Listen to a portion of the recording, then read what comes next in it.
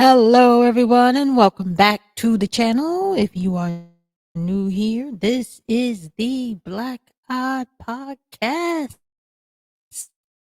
and I am your host, Michelle. How are you doing today?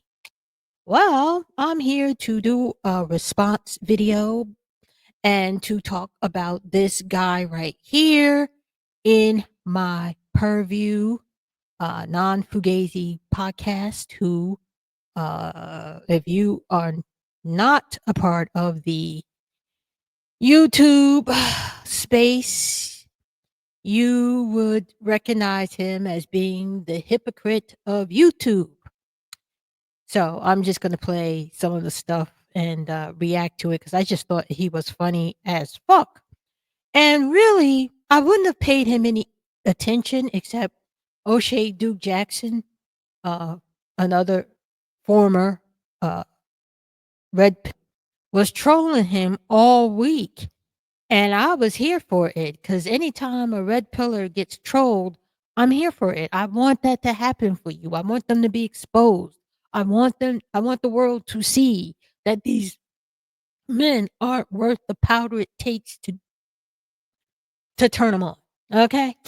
So, anywho, I was a little irate when the last time I saw Non Fugazi, also known as David Cooley, that Princella, the queen maker, contacted him to have a conversation with this dude.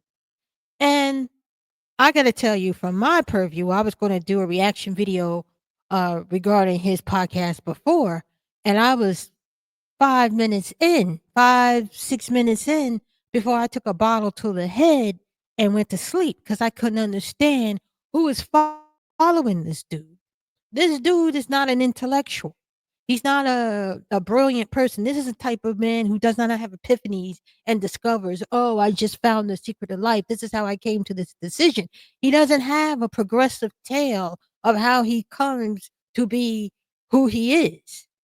He just regurgitates red pill and manosphere talking points. That's all he does. He's eloquent with it, he's very eloquent with it, but this is not something that's inspiring to him. This is not his passion per se. So I was a little irate. I don't even know why I was that irate about it. When Princella reached out to this dude, who, by the way, said that single mothers were for recreational use only, and it comes to find out that he is shacked up with a single mother, uh, and gave her two more children, and he has these weird ass ideas about relationships, and he was called out among his own um subscribers as being a hypocrite, and they keep coming up talking to him about it. And the I would like to say it was mental gymnastics, but it's not. It's just the foolishness that comes out of his mouth. So again, I'm thinking about Princella. She reaches out to him. She wants to have this conversation, and he completely and entirely disrespects her. And she has to go out in what, 20 minutes or less? Like one of the quickest quits I've ever seen. And I just shook my head because I'm thinking to myself, why? She reached out to him to have some kind of conversation. Did she not watch his podcast? Did she not know that this man is not intellectually stimulant? Like, he's not equal to her. She couldn't really have a conversation with him because number one, he's immature. Number two, he's just not there. I don't know where the heck he is, but he's not there. And y'all can argue and say, well, you're not there either. Look, I got issues. I got reasons. I lived the life. I can tell you about epiphanies that I've come to. But this dude right here, I wouldn't bother with it. It's a waste of time to go into these spaces and expect these people to excuse me, I had a weird notification. To expect these people to somehow respect you and care about how you feel and care about having a reasonable, good faith conversation with you. And I can't for the she life of me figure out why she's doing that. And she'll say, well, women watch these plays. I hope not.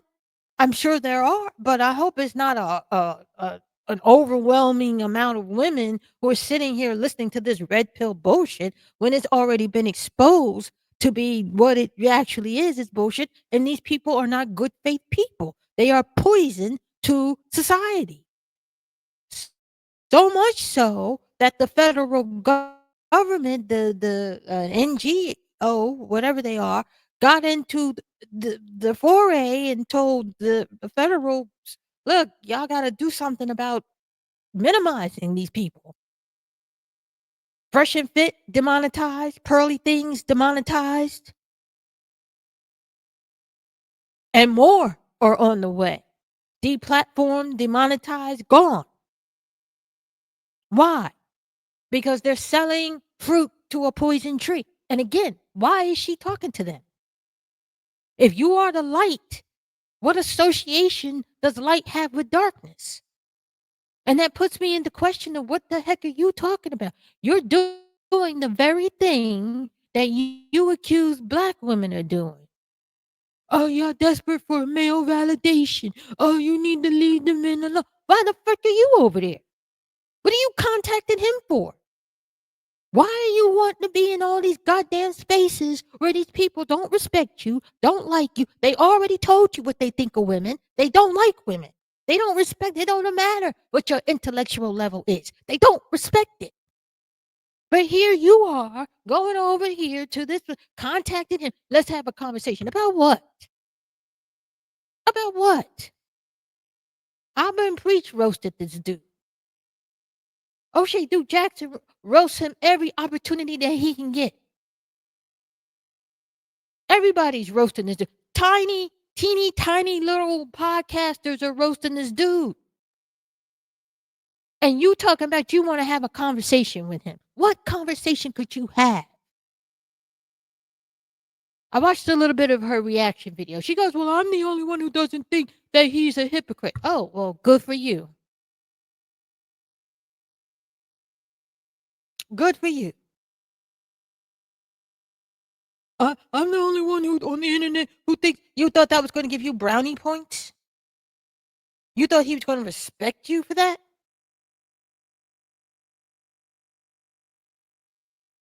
And this is what I'm talking about. These black women don't do us any favors.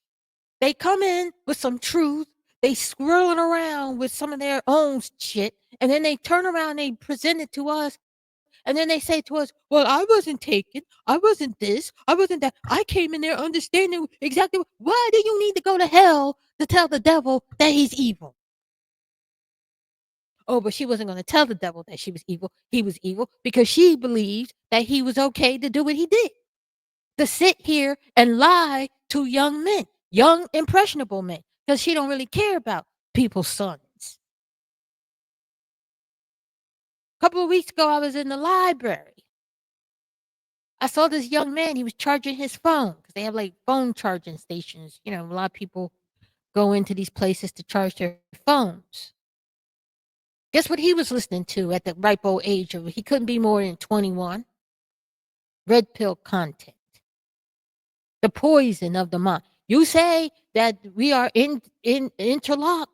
What happens to the men happens to the women. When you watch these men get poisoned by the shit that's being spewed out, that affects us women.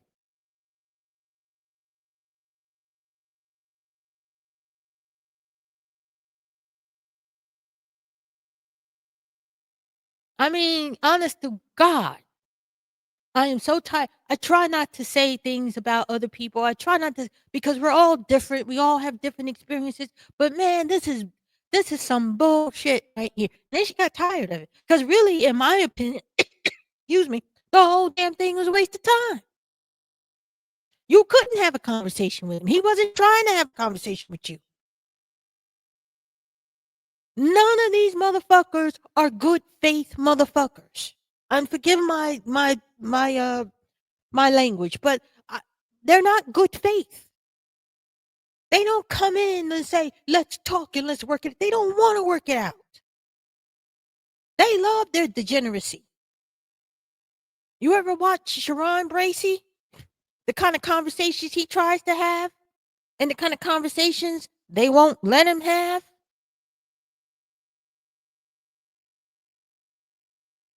These are not good faith people. I don't understand. I don't. And here she is every so often she got to crawl into these red pill spaces. They ain't got nothing for you. They don't like you. They don't like any women. I don't. It doesn't matter what you accomplish. They told you that. Your degree means nothing. Your intelligence means nothing. What you believe means nothing.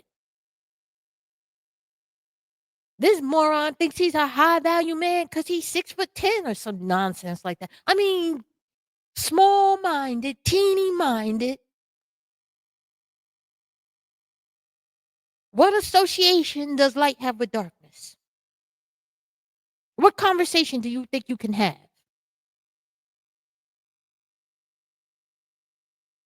And then you had to turn around and quit because there was nothing to be had. There was nothing to be done. He never intended to have a conversation with you.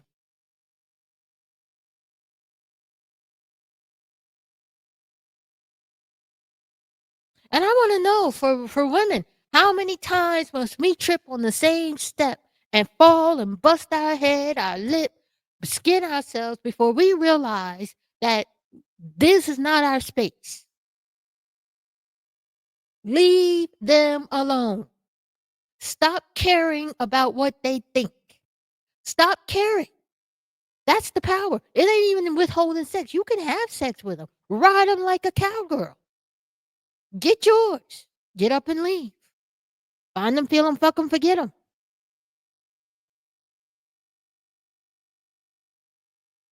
But if you just stop paying attention to them, giving them a platform, and really, I just did this because I was so sick and tired of it. It really bothered me. And the fact that I'm showing his face right now is because I want to show you how people handle little men like him. You don't go in there with good faith. You don't go in there with that. And the more I thought about what she did, like the more I was angry with her because last year, I think it was last year, she was on Hardly Initiated. This is where this dude is on, Hardly Initiated. And she was debating a preacher. Excuse me. Hardly Initiated are red pillars too, I guess. I don't know. I don't really care. And she was a preacher. And I'm like, okay, you're debating this, dude. I wrote 3 words, waste of time. She wrote a 4-paragraph response telling me how I was wrong to see what she is doing as a waste of time. And I know everybody's gonna say, well, she knows something that you don't know. You only have 500 subscribers and she got 95,000 subscribers. She know how to do something. Okay. What she did was still stupid, in my opinion. What she did was still a waste of time. She went through all of that, got herself ready, got herself prepared, did her notes, and then she had to quit. What good was that? Yeah, it showed him off to be, you know, immature, childish. He's a dick. He's a jerk. What did he do? If you ain't watch his shit and you know he was that, what can I tell? What can I tell? Anyways, I had to get that rant off because I mean, she's in the, and then she did a 2-hour thing. I guess if you got to do it, you got to do it. Made 2 hours out of what? She was on there, what, 10 minutes, 15 minutes before she had to quit? Because, of course, he was going to disrespect her. He's the acolyte of Sinner and Saint, whatever the frick he is. What do they call him? I forgot what his name is. The Squad? Oh, God. That's how I know him now. Anyways, it doesn't matter. These men are not respectable. They don't deserve your time. They don't deserve your accolade. your intellect.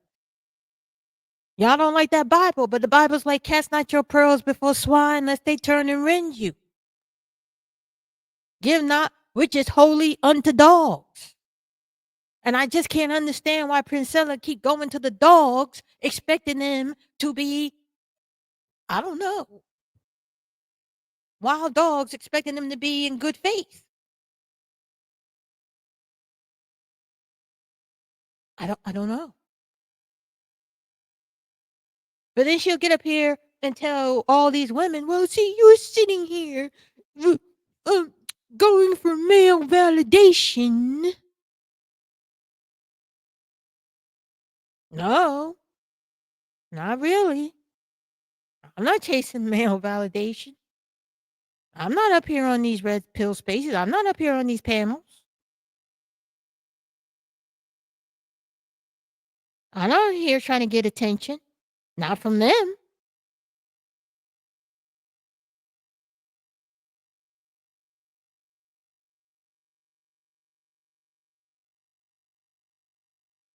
Anywho, I had to get that off my chest.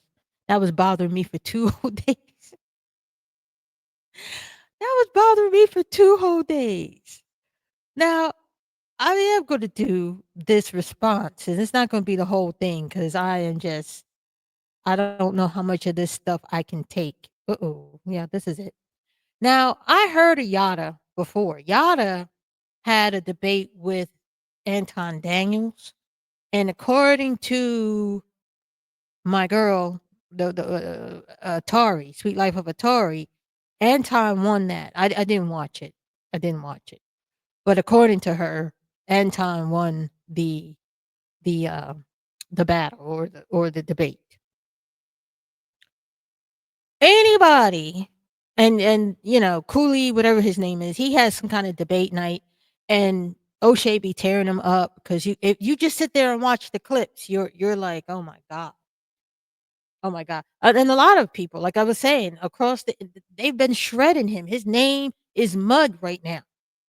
Because he was telling women, well, I'll let y'all listen to it. They did a whole trailer on his stuff. And a nice little introduction to what he said. And I just wanted to react to this because I thought that Yada dragged him at the opening scene. As soon as the door was open, girl, you got to watch this for yourself. Let me get into this video. I've been talking a little too much. I ran it already. So here it is. I'm gonna attack. Come on, look at me.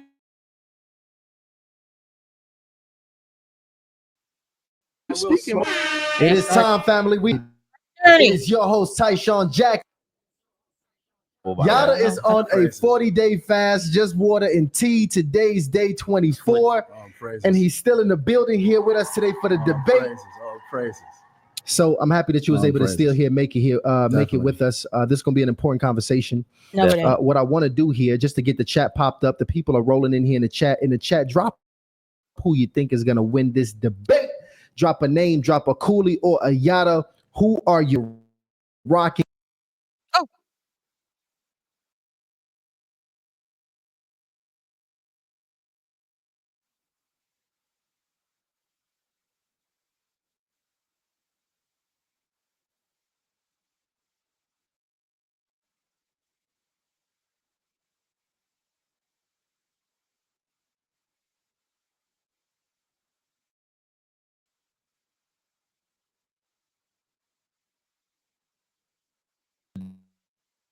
Of course, we'll open up the phone lines for the initiates so you can actually speak to these two gentlemen and give them a piece of your mind and who you felt actually won the debate.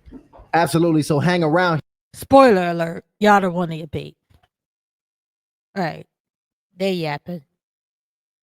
Bert and Ernie. But David, Lionel wrote a clip. Modern day women just don't qualify for the top tier men, and that is the truth. Single moms, to answer your question directly, recreational use only. When a woman meets a man, she has to add value to the man outside of sex in order to retain that man. The whole Me Too movement is innuendo. It's in your nature to want a man that's just better than you. Bow! Not cool. You got to be one of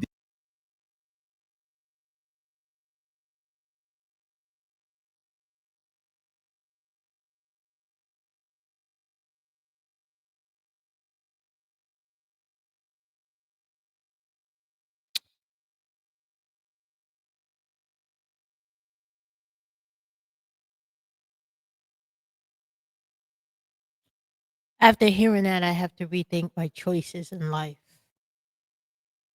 to do YouTube. Anywho, let's go.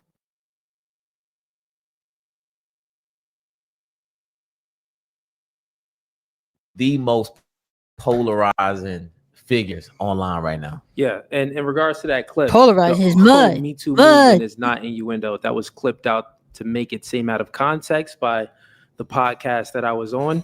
So just to let y'all know, to give the audience some context, that is not what I believe. That is actually not what I said. That was clipped and pieced up together. But okay, cool. Wow. Yeah. So you saying tonight's conversations, they went ahead, they did some edit work on that one. They did me dirty. Okay. Yeah. Okay, there we go. Well, we're gonna see, we're gonna get some clarity here tonight, because many people may not know where you stand on these different things. Obviously, we all seeing the same things on the internet. So today we get a bit of clarity in the conversation. Do we got to go ahead and shout out any episode sponsors before we go ahead and move into it? Honestly, guys, shout out to Harlan Love Dating Cards. Y'all already. Yeah. I don't care. Let's get to the nitty gritty. So now women are in the workforce. One thing that's very important to Harley initiated, is that we just improve the condition of our community. We improve the condition of our families. And, we a big part of that is starting with us getting back to us having a more traditionally married men and women in our communities. That's just a very foundational part of what we believe is, going to really help us get back to where we want to be. But, Cooley, again, a lot of these questions are inspired from talking points that we've heard from Yada, as well as a lot of the talking points that people may be familiar with yourself, Cooley. So I think a different perspective, and I want to get some clarity there, because the question we're posing is here: should marriage be the ultimate goal for men? Okay, guys, should marriage be the ultimate goal for men? Cooley, I want to start here with you on this one. Do we think that marriage should be the ultimate goal here for men? Yeah. So if we're pre-modernity, the laws and regulations around marriage was different. Women weren't in a workforce as much, and the relationship dynamic was different in the 40s and the 50s and stuff like that. So at that time, they created laws that would benefit the woman if, divorce happened, because majority of women weren't really working. Now we're in modernity now. Those laws haven't caught up to today's time. So now women are in the workforce and they're working. Okay. This dude obviously doesn't know what he's talking about, but just because I got to break this shit up.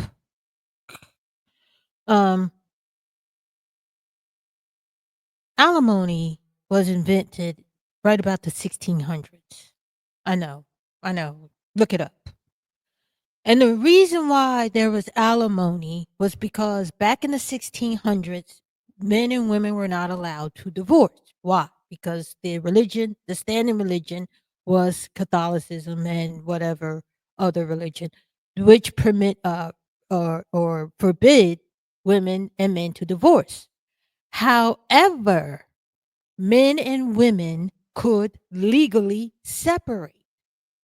And so he's right. Since women could not work, there was limited work for women. It was incumbent upon the man to support the wife in the household in which, or in the lifestyle in which she was accustomed. Obviously, this was for rich people, not for poor people or working people. But alimony is largely for, wealthy people. And just for the kicks and giggles, that's when it was invented. And for kicks and giggles, only 10% of the population, 10% of people who are divorced get alimony. They receive alimony. The rest of the people, ordinary men, ordinary people, do not get alimony. I just want to put that out there because I got to break this up. There are more women that graduate college than men. So not only are they working, but they have higher education and stuff like that. So I would say to that question, would you sign a contract that the other party is incentivized to break it?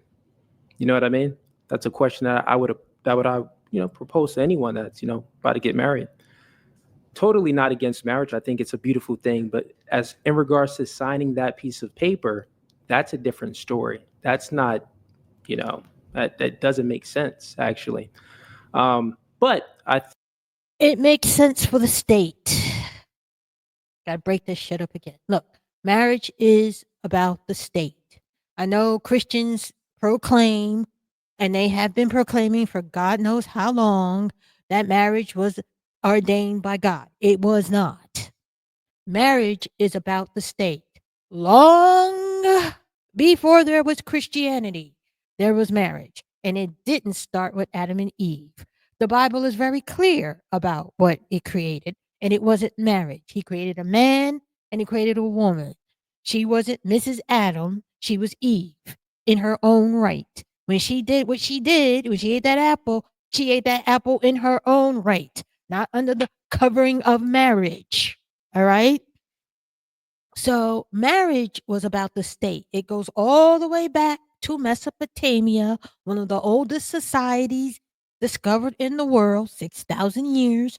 And it has remained so long before there was Christianity. In fact, men and women tend to gravitate away from marriage. And it's because of religion and laws that force women and men to marry, because wealthy people want to expand their power, gain access to influence, et cetera, et cetera. So marriage was never about Christianity. And any good Catholic will tell you that marriage wasn't a sacrament until Jesus made it so. It's not a Christian thing. It's a state thing. That's why you have to go and get a license to get married, because it was and is always about the state. Christians took it over and made it a sacrament, but it's really about the state and always has been. And this is what, again, he doesn't understand about it, is to protect your family should anything ever happen to you. But I'm jumping ahead. Go ahead. I think, people should definitely get married and strive to be married, men and women, through the church, where, it's not these laws that incentivizes the other party to break it. Got it. So essentially you're saying you respect the union of marriage, but you don't agree with the legal just the laws, aspect. The legalities behind it. No. Got it. So personally yourself, just if you're talking to a guy, you're giving him some game, you would probably say, hey, brother, like, I don't recommend you legally get married. That would probably be a recommendation you make for a brother. Well, no. That's not even a recommendation. I would say, hey, if you're going to go into something, you have to go in smart, right? And one, you want to know first who you're going in this contract with. Also, I would, recommend a prenup. You know what I mean? So this person isn't incentivized to divorce it. Currently, right now, we live in a society where women are pedestalized, and they are pedestalized in a way where they only prioritize how they feel, generally speaking. So there's a lot of women that Yeah, we do pedestalize because we carry life, you dope, and we have feelings because we're people. Women are people, and we have feelings and emotions. Thank God for that. Otherwise, if we didn't, we would throw your asses off the mountains. Like, this is what I'm talking about. What kind of conversation did she expect to have with this dude? And I'm only running this because Yada's coming in soon, and Yada's going to give it what it got. But I want you to, this is how he opened the door. This is how he opened. This is what he thinks. This is how he thinks. This is who he is. You see the vigorousness of his mind, how he's thinking. You hear the clicking, the mice on the motorcycle, that kind of thing. You hear it? You hear it going? 70 to 80% of divorces are initiated by women. Yeah. And a lot of these divorces is because I woke up one day and he's not the guy for me. He's not the guy for me anymore. I don't like him anymore. Now, of course, there's many other reasons, cheating and all of these other type of things that's involved in to why the woman initiates the divorce. But if you actually look at it, which I've studied it. It's a lot of it is because it's feelings. And Yada, what is your opinion on this? Come on, Yada. First, I want to say, in the name of God, the most gracious, the most merciful, strengthen me, allow God to speak and the devil to be quiet. Praises. Like, let me do this. I want to speak to the Red Pill Society for a moment. I really want to speak to these brothers because I understand that a lot of you men are hurt. Like, a lot of you men are hurt. I was in a relationship with a woman, and when I started to exit from this woman told everybody I beat on her, right? I was facing 44 years in prison. The internet ran with it. They ran with it. They didn't need no documents. All they need is she filed for these things, and that was the proof for them. 44 years. They told me to plead to 15 years for something I did not do, because a woman said I did something, because she told me if she couldn't have me, she'd rather me be dead. So I have every reason to say, man, marriage, it's just not for me. Women, I just can't trust them. Mind you, I'm facing 44 years in prison. My wife that I have was pregnant at the time. I fall into a state of being a complete alcoholic, a drunk. I turn drunk. I'm losing my mind, literally falling apart. Mental breakdown after mental breakdown after mental breakdown, fall into a deep state of depression.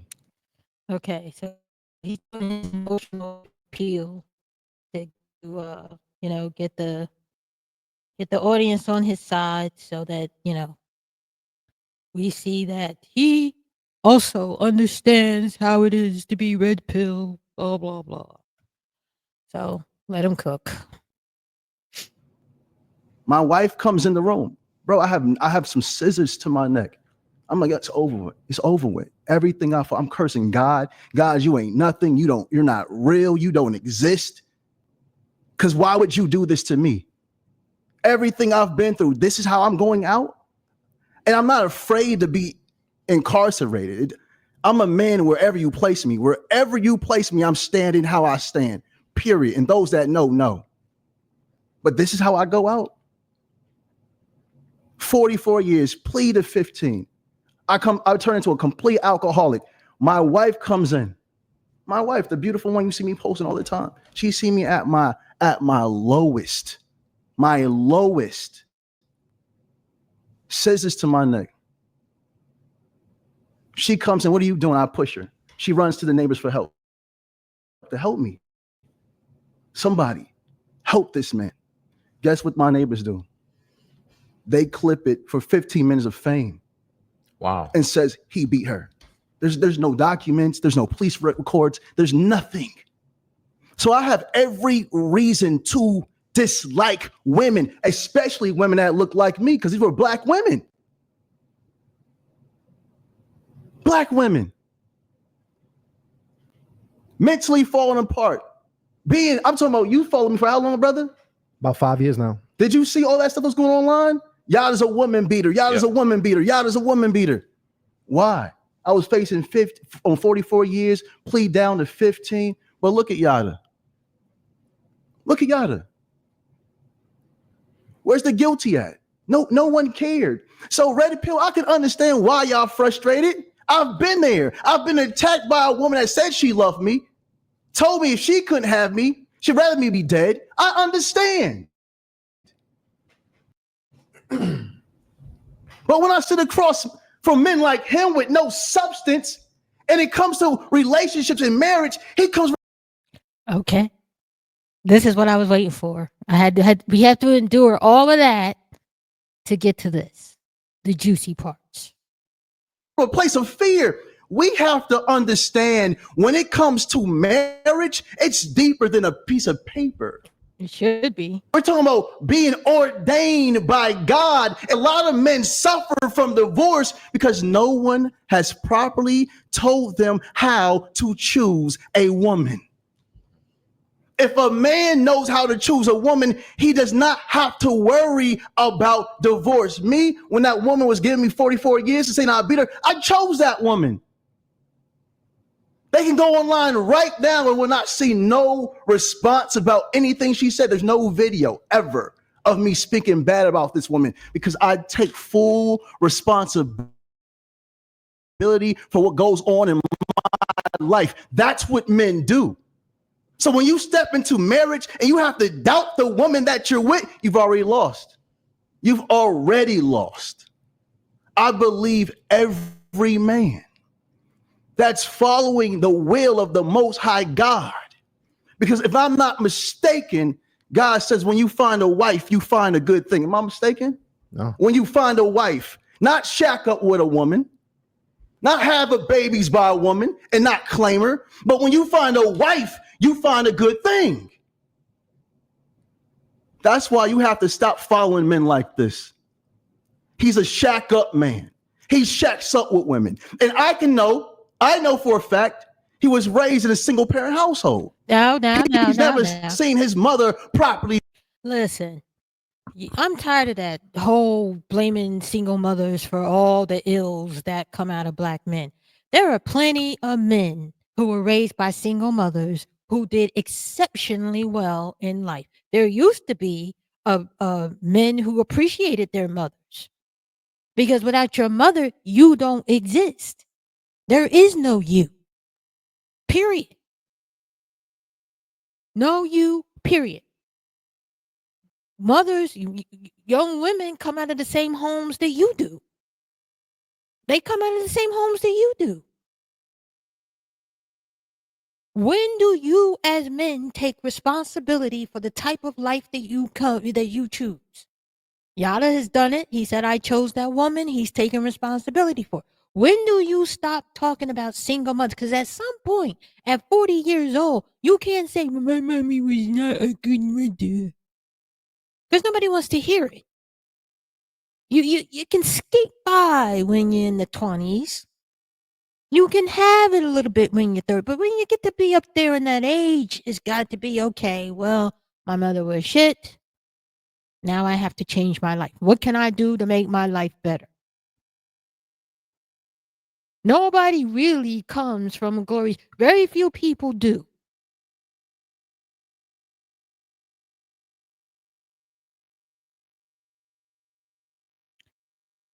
So when do you make up your mind that you're going to be better men than your father or better women than your mothers? When do we do that? It can't be single mothers all the time. What if the single mother she was a really good person? What if she was in a really good relationship? There are many reasons for women to be single. Many.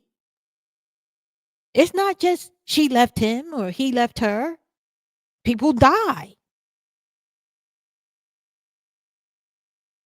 Things just don't work out.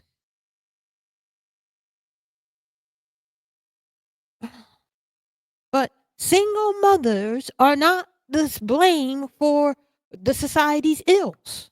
They're just not. And I'm tired of this stupid ass narrative telling everybody, well, if you're a single mother, then you're responsible for the ills of the black race and all, and then turn around and get angry because now when women start to take control and they say, okay, well, I choose not to be a single mother. Let me do away with the pregnancy. Now everybody's pissed off. Oh, well, it's murder. Well, make up your minds. Because any society that does not appreciate motherhood and the children that result, in the children, they're doomed anyways. So I'm tired of single mothers being the reasons why men don't want to rise up and be better people, or women for that matter. Anybody who don't want to be better people. I understand the influences of parents. But when do we rise up? When do we fight? to become better people. When? Because at some point, you can't keep blaming the mother. You're here because of her.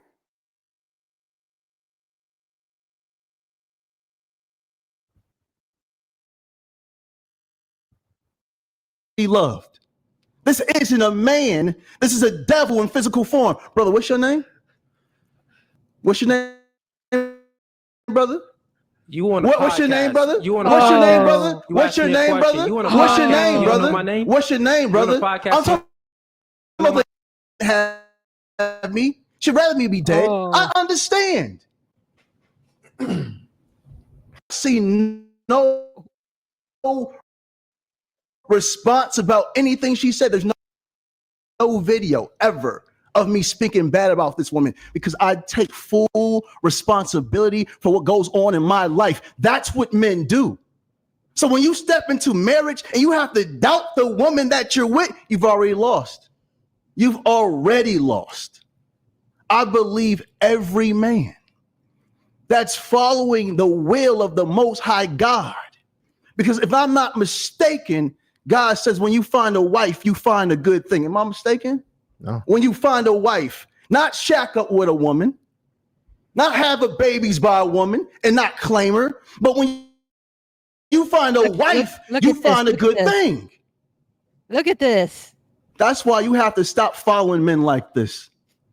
He's a shack up man. He shacks up with women. And I know for a fact, he was raised in a single parent household. He's never seen his mother properly loved. This isn't a man. This is a devil in physical form. Brother, what's your name? Oh. What's your name, brother? You want what's your name, brother? What's your name, brother? What's your name, brother? What's your name, brother? My name?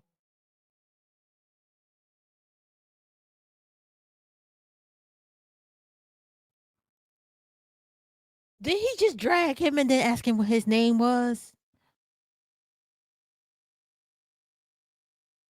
Look at the host, though. The hosts are sitting up there cracking up. Oh, my God. Look at the host. The hosts are cracking up. You see this? You see this right here? Look at that. That's how you handle.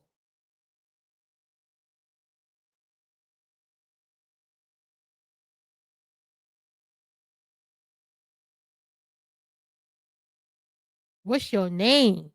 Oh, after he done tore you down, exposed you,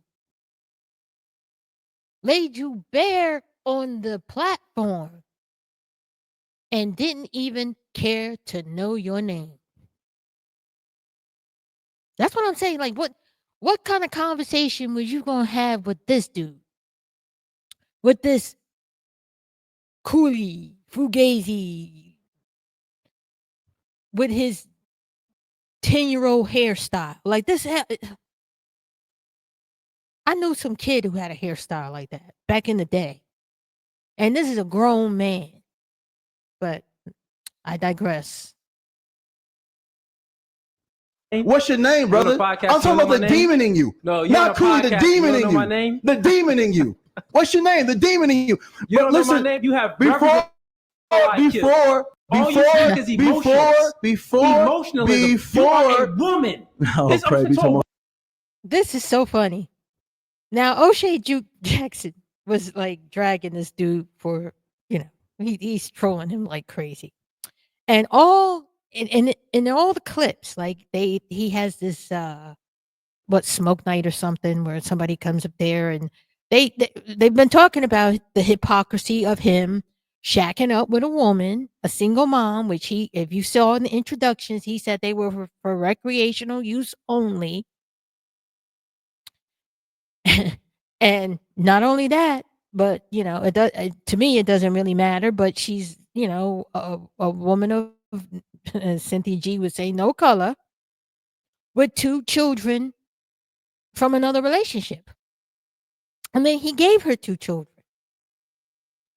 So whenever he gets challenged, Cooley, this dude right here, this overgrown 10-year-old, he says, "Oh, you're low IQ.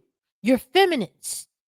You're being a feminist." I'm getting sick of you MFers using feminism or saying somebody is feminist or they have feminine qualities when you want to negatively impact the male ego, because that's not feminine. None of the what he does, none of the behavior that is exhibited by Cooley is feminine. It is bitch behavior, not feminine. Femininity is a force. It's a force. Mother Nature is a force. That's feminine. Volcanoes, hurricanes, earthquakes, the wind, the air. Feminine. It's not nice to fool with Mother Nature. A force. When men behave badly, it's not feminine. It's bitch. And I wish y'all would get that straight once and for all. It's bitch behavior. Keep it straight. Stop putting feminine in it. Oh, you're behaving feminine. Because see, this is a small-minded man. He doesn't know any other way.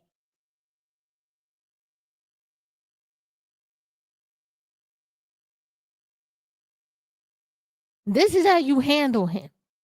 He didn't know what to do. He didn't even know how to react. All he could do was fall back on his old tropes. You're low IQ and you're feminine. You're low IQ. This is feminine. And he's going to do that. I don't know if I'm going to play the whole thing, but let's go.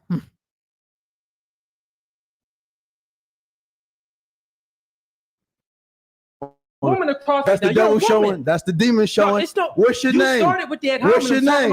What's your name? What's your name, demon? What's your name? What's your name, demon? What's your name, demon? It's going coming. It's coming. Guys. It's coming. 1 second. It's coming. It's coming. Hold on, wait. Quick. Because I destroy men like coming, and you're gonna see it. It's coming. You're gonna see it. It's I want to coming. make sure we clearly get the answer. Because he never answered the question. Should marriage be emotions? It's coming. And yada. Just so I can be clear here, should marriage be the ultimate goal for men? Men should strive to marry the woman that they're with. If they don't see that, going to respond to this, how much of a man's reluctance, or just men in general, their reluctance to get married, is based on fear or hurt from past relationships? I mean, it depends on the man. That's an anecdotal question. But I mean, a few things that he said there. He's talking about the red pill community.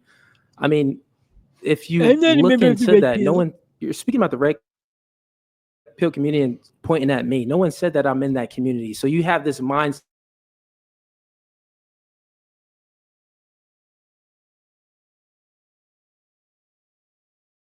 where you hate. Just disappeared. So check it out. So all the showing. You just explain your whole. So what I was going to say to his red pill, I'm not red pill. You pointed to me and said, he's red pill. You are red pill. Your talking points are red pill. You regurgitate red pill talking points. You do it eloquently. You are very articulate in your regurgitation, but pretty much that's what you do. You regurgitate Manosphere talking points. And I'm going to destroy you. I'm going to destroy you. Dude, when you opened your mouth, you should have destroyed him then. Oh, Lord. The things we do for love.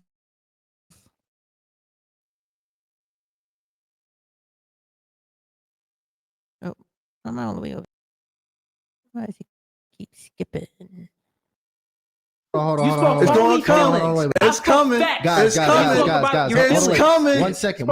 It's coming. Guys, It's coming. guys, hold on, wait. Quick. Because I destroy men like coming. and you're gonna see it. It's coming. You're gonna see it. It's I want to coming. make sure we clearly get the answer. Because he never answered the question. should marriage be Emotions. It's coming. and yada. Just so I can be clear here, should marriage be the ultimate goal for men? Men should strive to marry the woman woman that they're with. If they don't see that, they should not be with her, period. Now, cool. I do want to give you an opportunity to respond to this. How much of a man's reluctance, or just men in general, their reluctance to get married is based on fear or hurt from past relationships? I mean, it depends on a man. That's an anecdotal question. But I mean, a few things that he said there. He's talking about the red pill community. I mean, if you look into that, you're speaking about the red pill community and pointing at me. No one said that I'm in that community. So you have this mindset where you hear certain content and then you just put everyone in a box. That's not how it goes. The thing is this. Yeah, because all pills do not belong in a box. Only some of the red pills belong in the box.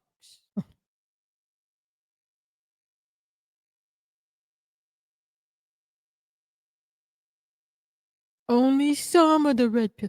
I'm not red pill. It's not in my best interest to be in red pill. I just talk about their talking points. I already addressed this.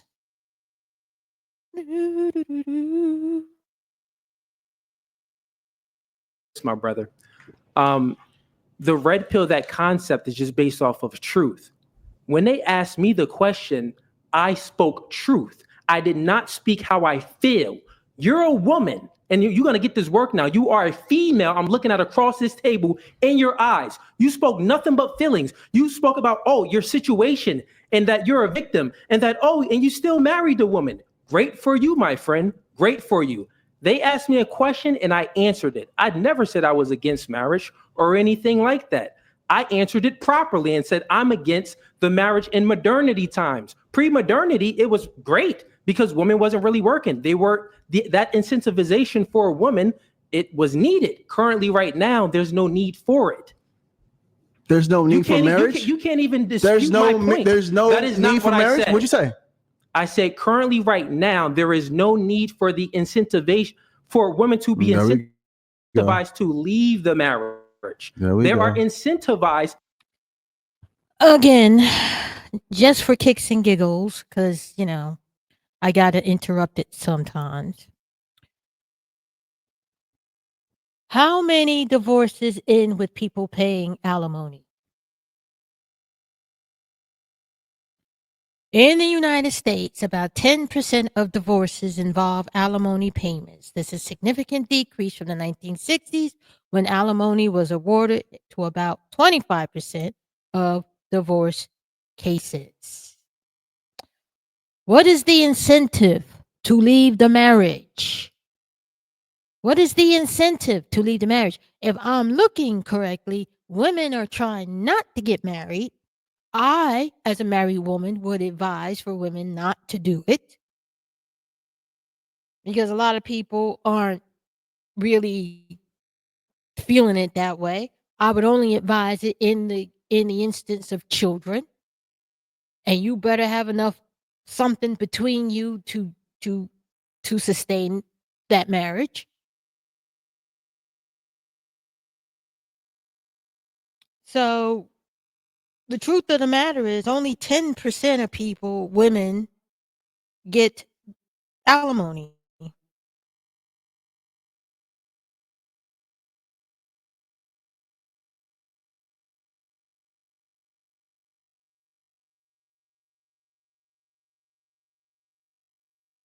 In fact, I'm just reading this right now. I'm sorry, I didn't mean to go quiet on you.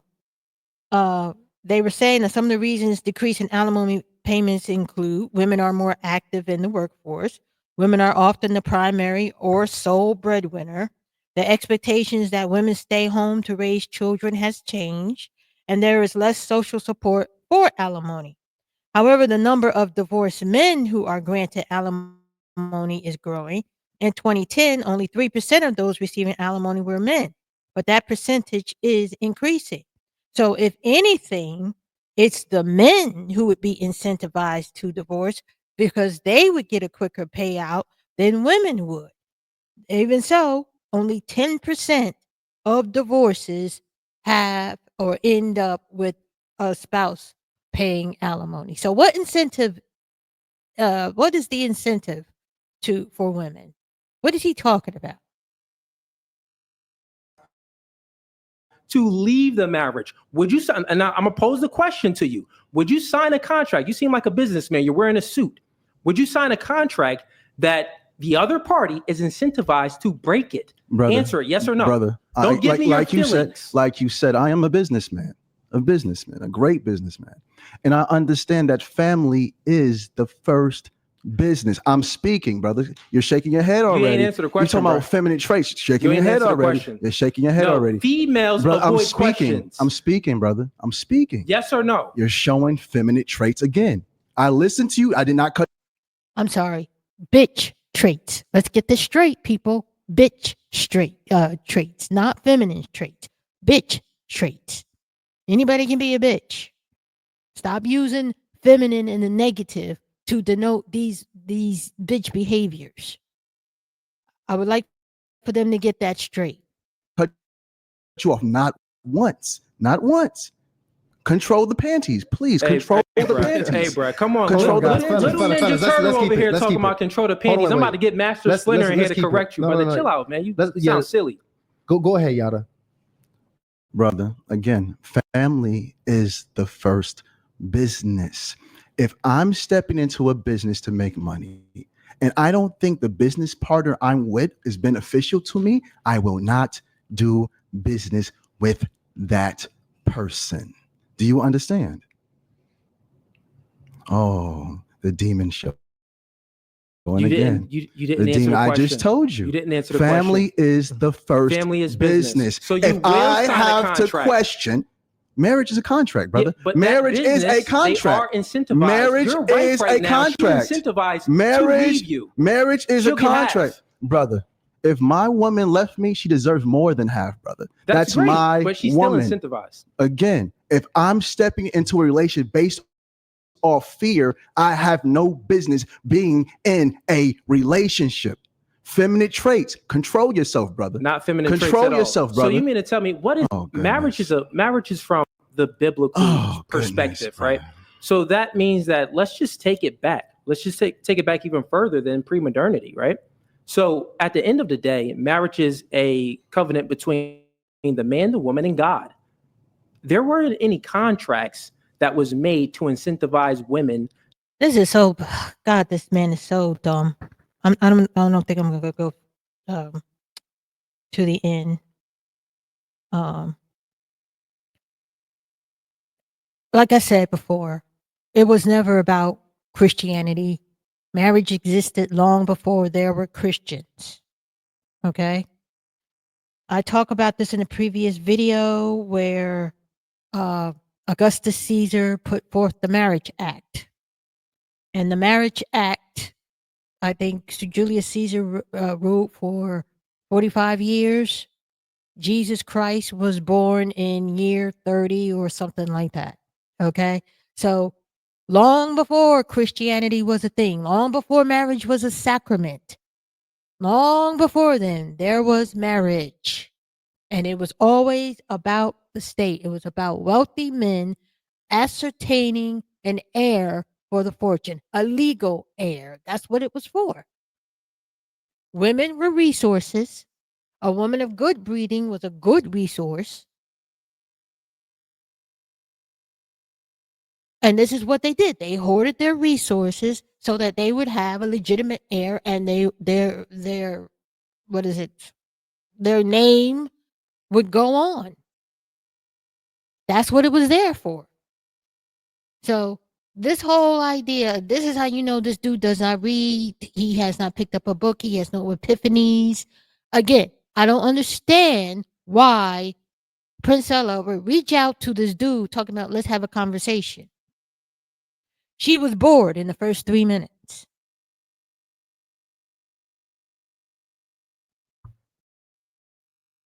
To leave the man during when marriage first came about. There wasn't anything like this.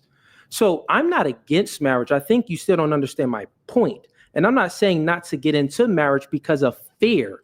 I'm just stating what's true. You're using feelings again. So what is true?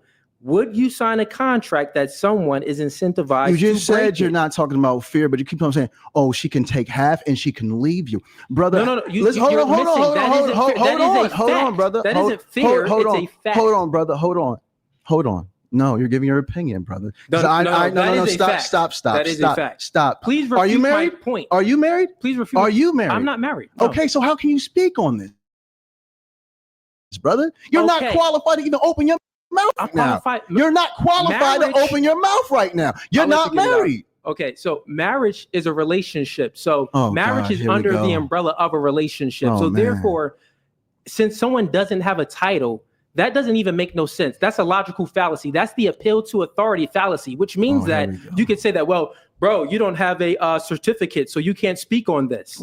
What are you speaking about? So tell me, let's test your logic real quick. If someone is a mechanic and they have 15 years of experience, but they never got their certificate, 15 years of experience. The other person, they have 1 year of experience, but they got their certificate. Who do you think is better at fixing your car? If I have, who do you think is better at?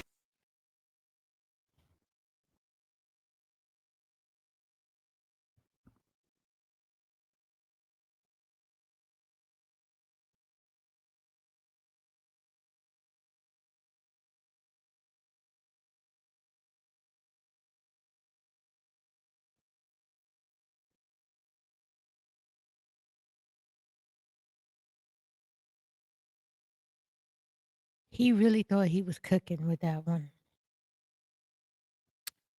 So it doesn't matter how many years of experience you have. The certificate matters. If you have a warranty on a certain item, the person with the certificate is qualified to fix it. The person without the certificate is not. A person who would void, your warranty could be voided. Here he's trying to say that the certificate doesn't matter. The certificate does matter. Especially if what you're saying about your car, it needs to be fixed and it's under warranty, you have to go to a qualified person. And the certificate showing that you have gone through the necessary steps to learn qualifies you.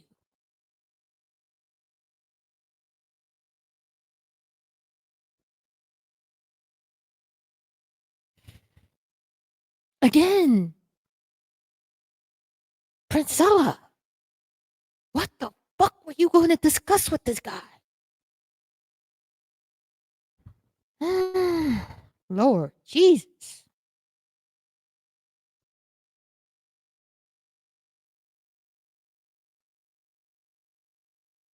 Fixing your car. Answer the question. So what I'm telling you, you're not making sense. You're not making sense again. You committed a logical fallacy. Your feminine traits are showing again. Bro, again. Let's keep the Bitch traits. Stop with that. Bitch traits. You're gonna lose this debate, bro, because you're speaking from feels. You already lost. So Cooley, do you consider there to be any benefit to marriage for men? Well, let me ask the question this way. I'll bring the question and pose it to him. No one's stuttering. No, you don't have to ask me no questions, brother. I'll pose the question to the entire audience in the conversation.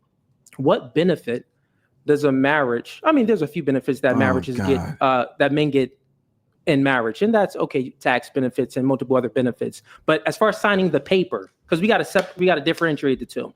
Marriage, being married in a covenant under a church, under religion or God and stuff like that, yeah, it's spiritual. It's many benefits as far as spiritual benefits, of course. But if we're speaking about it, if we take that part away and we're speaking about it, just signing the contract, the only other benefit is some tax benefits. Other than that, what benefit does a marriage? So let me just finish real quick. My point. Got it. The question that I'm posing is, what benefit does a man get in a marriage that he already doesn't get in a relationship? Okay, bro. Now listen to me, brother. You said this spiritual. You said this spirit. You said this. I'm not gonna answer the way you want me to, but I'm gonna answer it. Okay, Thank you so much. Got it. You say the spiritual aspect. Take that away. You can't take it away. When you're doing business at a high level, clearly this is not a business, man. He's a TikToker. I get it. But when you're doing business at a high level, the first thing the person asks you is, "Are you married? Come to dinner. Bring your wife."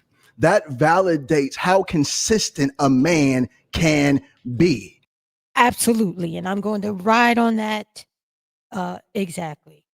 The benefits of a married man. Society rewards married men. That is the benefit.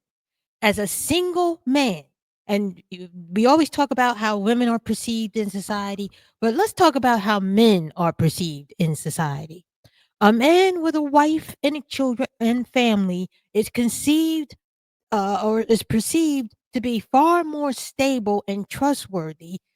Even in employment, they tend to be more rewarded than a single man who's reckless in his life. Everyone would look a little side eye at a single man who's running around, who has all these different women and has this reckless kind of lifestyle. He is not trustworthy. Even in employment, men who are married tend to get or tend to advance more and get more promotions than a person who is really running around being a playboy. The Bible says, and I know y'all don't want to hear anything about the Bible, excuse me, a stable man is stable in all his ways. And that's how marriage benefits men, because it stabilizes you. Nobody wants to be around a reckless man. You see all these men running around unmarried, unfettered, undisciplined, unbridled, just running around. They're crazy. They're out their freaking minds. Nobody wants to trust them to anything because they don't have anything to ground them. A man who is married and has a wife and children, yes, he is absolutely right. They are more society, every community is more inclined to invite him over. Hey, bring your wife. Because the shared idea that you are stable in all your ways. You have a wife, you have somebody who cares about you and somebody you care about. I don't like to be around single, unbridled men, undisciplined men. Because there's no stability about you. It's a reason I observe is the problem with black men. Black men don't like marriage, but they want to advance in the world. They want to enjoy all the benefits, but they don't want to do the responsibility, the thing that makes you stable, the thing that can advance you. And married men tend to advance faster than single men. Let me see. I'm gonna look this up. Just so y'all say, well, where's the statistics to back it up? Married men tend to advance faster than single men.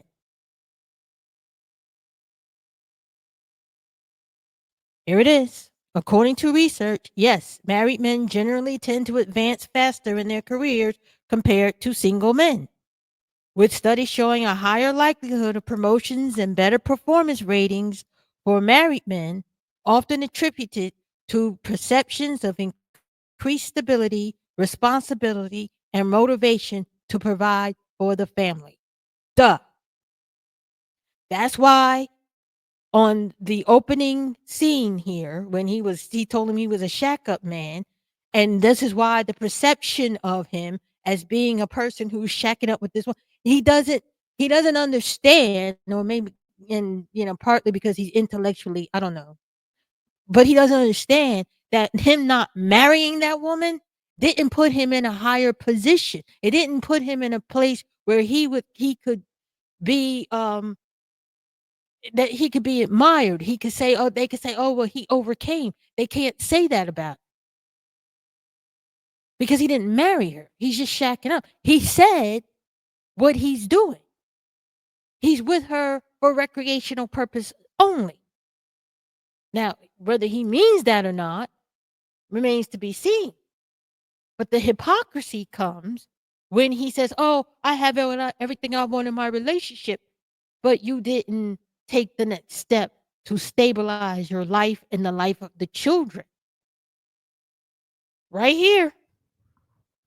And this is AI. I'm not even going deep into it. Okay? Employer perceptions. Many employers view married men as more settled, reliable, dedicated to their jobs, potentially leading to preferential treatment in promotions and opportunities. Motivational factor. The need to provide for a family can motivate married men to work harder and strive for a career advancement. Specialization theory. Some economists argue that marriage allows for specialization, where one spouse focuses more on one career advancement while the other handles household responsibilities, potentially boosting productivity. But I'm saying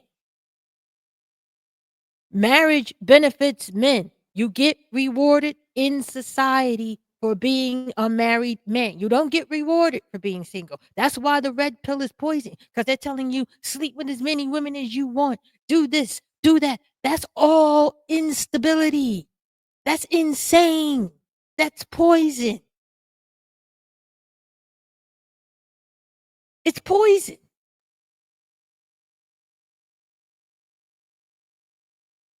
So what Yada is saying about married men, yes, married men are more likely to be welcomed into society. You're more likely to be invited to parties. You're more invited to more and you're invited to what do you call it when you have to go and talk to people and traverse with them and get your business up. They're more likely to listen to you because you have something. You're stable. Not somebody like Cooley, because he's not stable. It doesn't matter how long you shacked up with her. You didn't marry her. See, that's the perception that men don't tell other men about. And I noticed that they don't tell that to black men. See, white men tend to marry. White men understand that. Get yourself a good wife. Get yourself a good woman. Get stable. Get your children. They understand. They may be horrible people, but they understand that the image is everything. Looking stable, being stable, having a wife and kids and family. Those are the important things. That's how you advance in life. It's not about racism. It's how you present in life. And everybody talks about women. Oh, see, if you wear your hair like this, you're perceived this way. Because it's always about the women, the women, the women. But no, it's how the men are perceived too. See, society has a level for you too.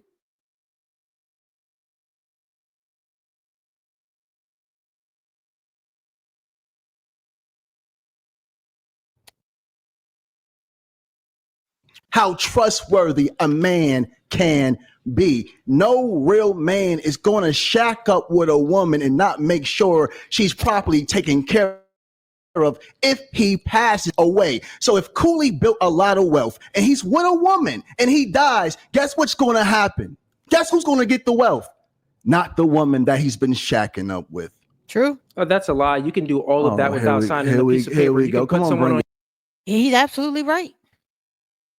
How many of you out there in the audience knows of a woman who was shacked up with a man and he died and she didn't get shit? And she was announced in the obituary as a special friend.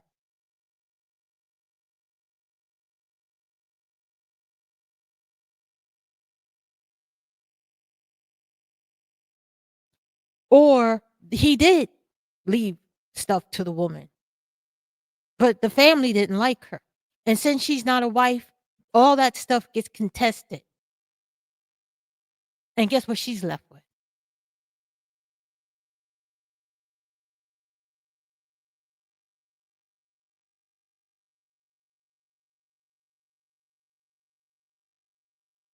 See? A stable man is stable in all his ways. He's unstable. That's why he can't even conceive what Yada is talking about. He can't wrap his mind around it because he's not mature enough. He doesn't even know what life really is. All he knows is he got him a girl, blah, blah, blah, blah, and this is what's happening. It doesn't even dawn on him how to present in the world. I can't believe that he had a career outside of YouTube. I really can't. And I'm not trying to keep dogging on him. I am trying to, get mine too. I ain't gonna lie. But look, this is the type of dude you don't mess with because he doesn't have a concept of what it takes to really, really, really take care of a woman. He's always talking about, oh, I don't want to get married. Oh, we cannot have me. And she could take half. He's all about fear, fear, fear, poison, poison, poison. Single mothers are for recreational use only. I'm still beating that thing with a horse because that's just craziness right there. That's craziness to me. Pure craziness. For him to get up on this platform and say this stuff. And he thinks he's okay. He thinks he's this intellectual powerhouse.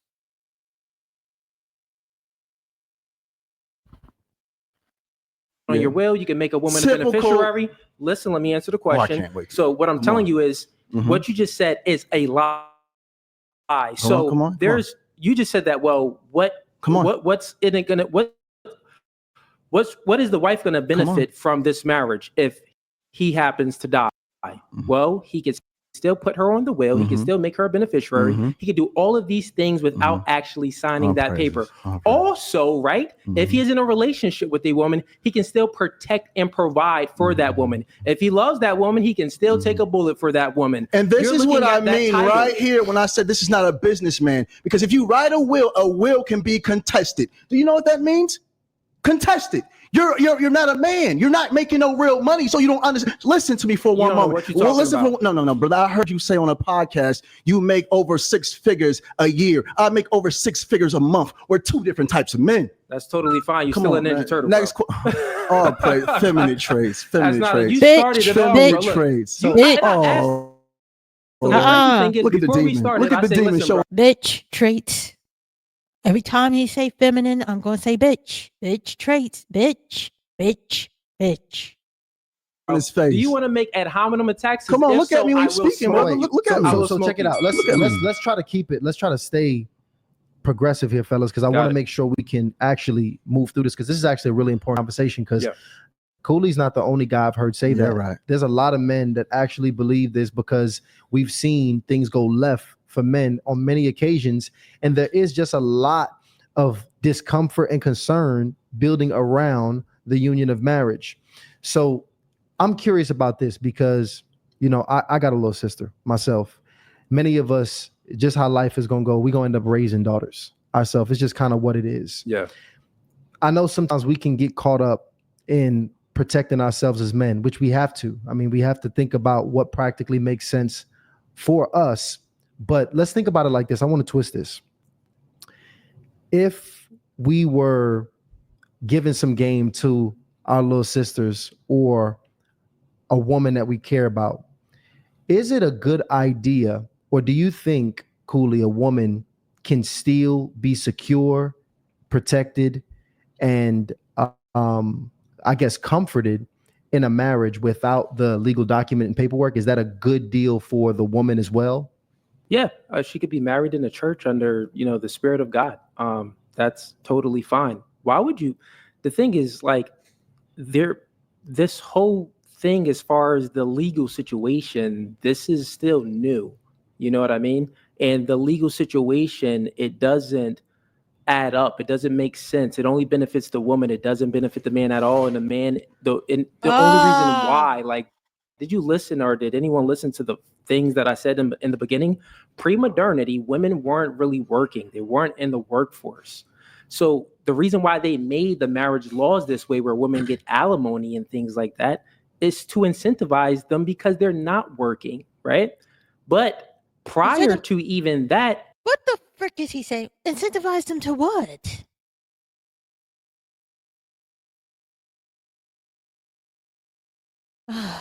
Jesus Christ. Mm-hmm. I may have to go get myself a drink. Day drinking, girl. You think in his relationship that he's running things? I mean, seriously. Do you believe that in his relationship he's running things? Do you?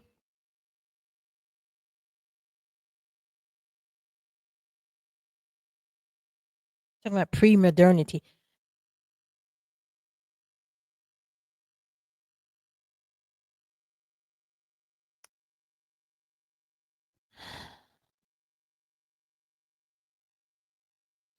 Pre-modernity. Does he know?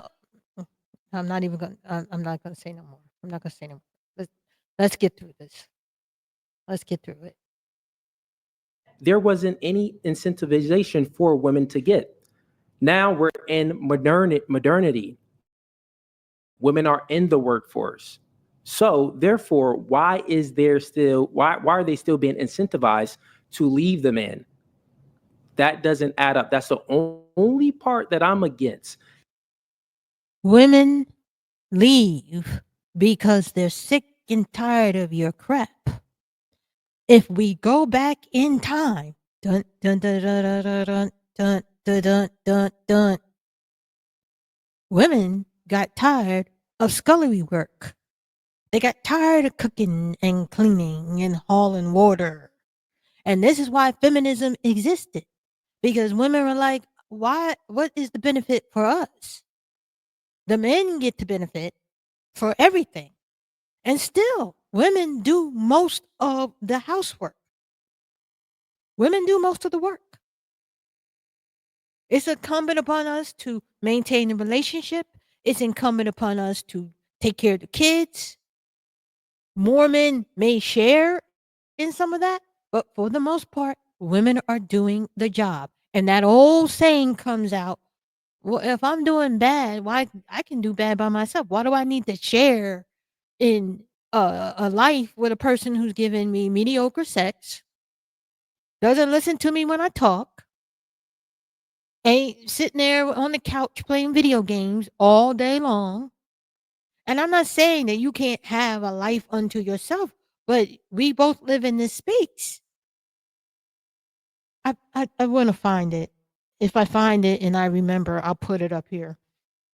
But I read a Reddit where the husband, he was the one who wrote the Reddit actually, and he was upset with his wife because he felt that his wife wasn't doing enough. She just had the baby, and she had a toddler, and she had the baby, and he wanted the house clean, he wanted this, he wanted that, blah blah blah blah blah. So one day she divorced him. Yeah, he was shocked. He was outraged. And what happened, the result of the divorce was he had designated days to take care of the children. You want to know the plot twist? He was overwhelmed. I can't do it. How do I convince her that I need some time? See, what it was he wanted her to take more time and take the children more. And she wouldn't do it. So he wanted to know if he was the asshole. And of course, everybody said he was. Because, she divorced you because you didn't help in the household. So women are divorcing the men. Because now we understand, we are enlightened. The bloom of the rose has gone off. Romance ain't all that. I'd rather have peace than romance. Romance is good when you're well, no. When you're 17, 18 years old, you can afford to maybe kind of sort of waste a little time on romance. But when you get to be a grown woman, take that mess.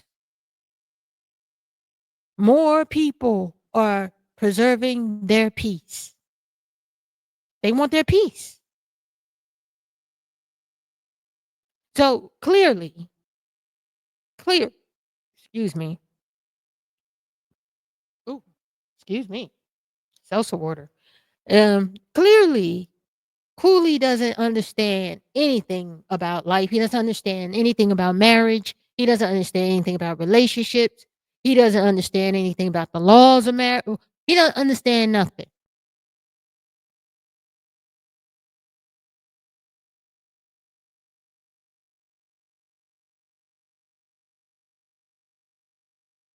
And this is what I'm talking about. How do people like this get to be gurus?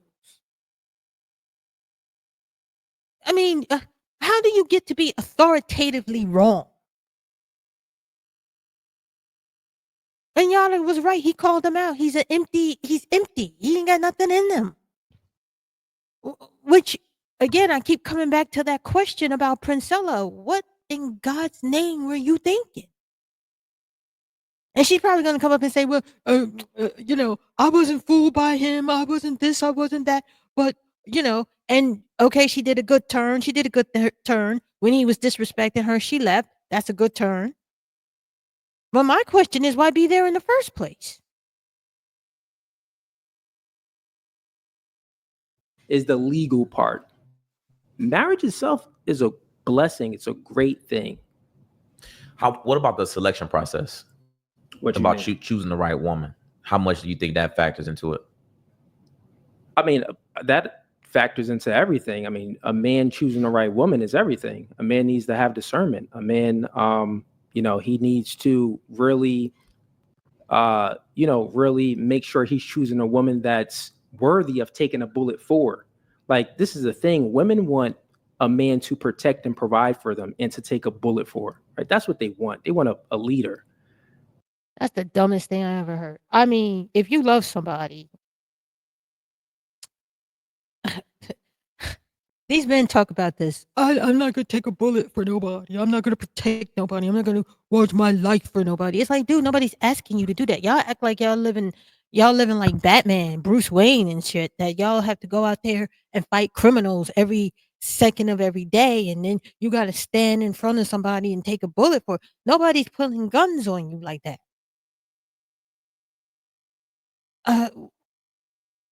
What kind of alternative reality are you living in? Because I can't imagine that you are in reality. And y'all not living that life. So the man should find a woman that's worth taking a bullet for, a very submissive woman, a feminine woman, a woman that's going to cheerlead him on, a woman that's going to be by his side. Yeah. A leader does not need anyone to cheerlead them on. They just lead. Duh. And this is what I'm saying, brother. I understand that you were raised in a home without a father. I can see it all on you. No, listen to me. I love you. And I want you to understand this. I love you. But bro, you've been hurt. You've been extremely hurt. And it's still showing. And it's still showing. And it's still, you're stuttering, brother. And it's showing. I've never been as hurt as it's showing, brother. It's never showing. Been as hurt. It's showing. You just explain your whole situation, showing, how brother. hurt you were. Yada, it's showing. Quick brother. question, So Yada. I'm sorry for you. I never had no chick play me like that. What do you see? The reality of it is, going back to it, it is a lot of men that that have fear around marriage. What does that say? And this is what men need to do, brothers. If you have to question the woman that you're with, you need to go back into healing. We are responsible for the women that we bring into our lives. And as the brother said, men are leaders, and we lead in the good and the bad. And real leaders take full accountability for everything that goes on in their life. So if you chose the wrong woman, it's your fault. And then ask yourself why you chose that wrong woman, and self-reflect on what you need to be. Praises. There you have it. I want to make we're about to close this one out in a few. I wanted to give, obviously you just spoke. I want to give Cooley an opportunity to close out. Did you have any final thoughts, on this topic before we close out and move to the next subject here, or the next topic? Should marriage be the ultimate goal for men? Marriage is a beautiful thing. Anyone out there that wants to get married, go ahead. If you're a woman and you find a man, a leader, a protector, a provider, a good man, submit to that man. If you're a man and you find a woman that's worthy of taking a bullet for, that's on your side, that's being very submissive and feminine to you, and she's a good woman, you have this chemistry. If it's a good relationship, go ahead and get married. Why not? I want to read a couple of these super chats. Looks like one just popped out of here. But shout out to JC Sniper, says David needs to address his negative comments about single moms while dating one and having additional children. Okay.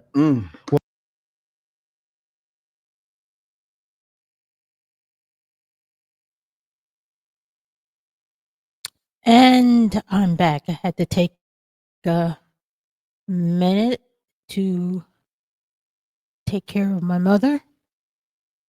And now I'm back. Now, what was I reacting to? Let's go back a second or two. Get an idea of what we were talking about. Showing. You just explain your whole situation. How hurt you were. Yada, it's showing. Quick question. So I'm sorry for you. I never had no chick play me like that. What do you? The reality of it is, going back to it, it is a lot of men that that have fear around marriage. What does that say? And this is what men need to do, brothers.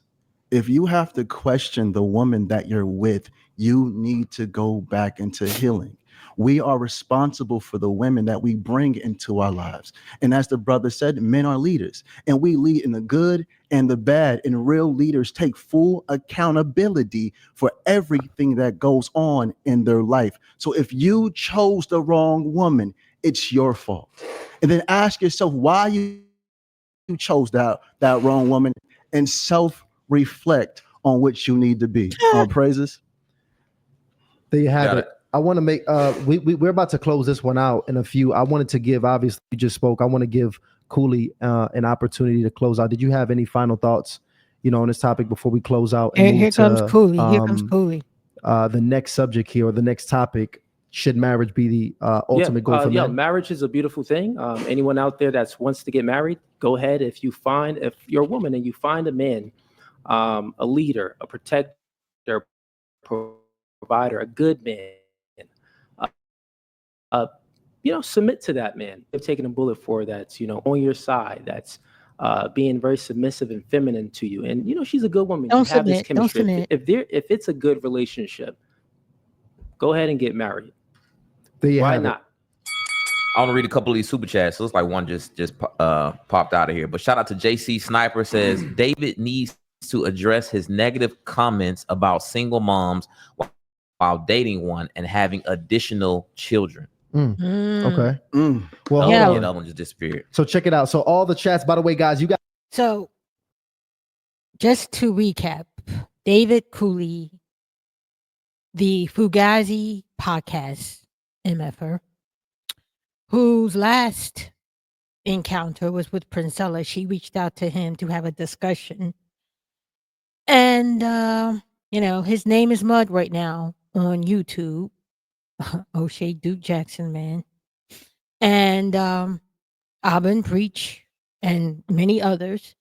Because he sat here, and I don't know if you saw the beginning, and said that single mothers were for recreational use only.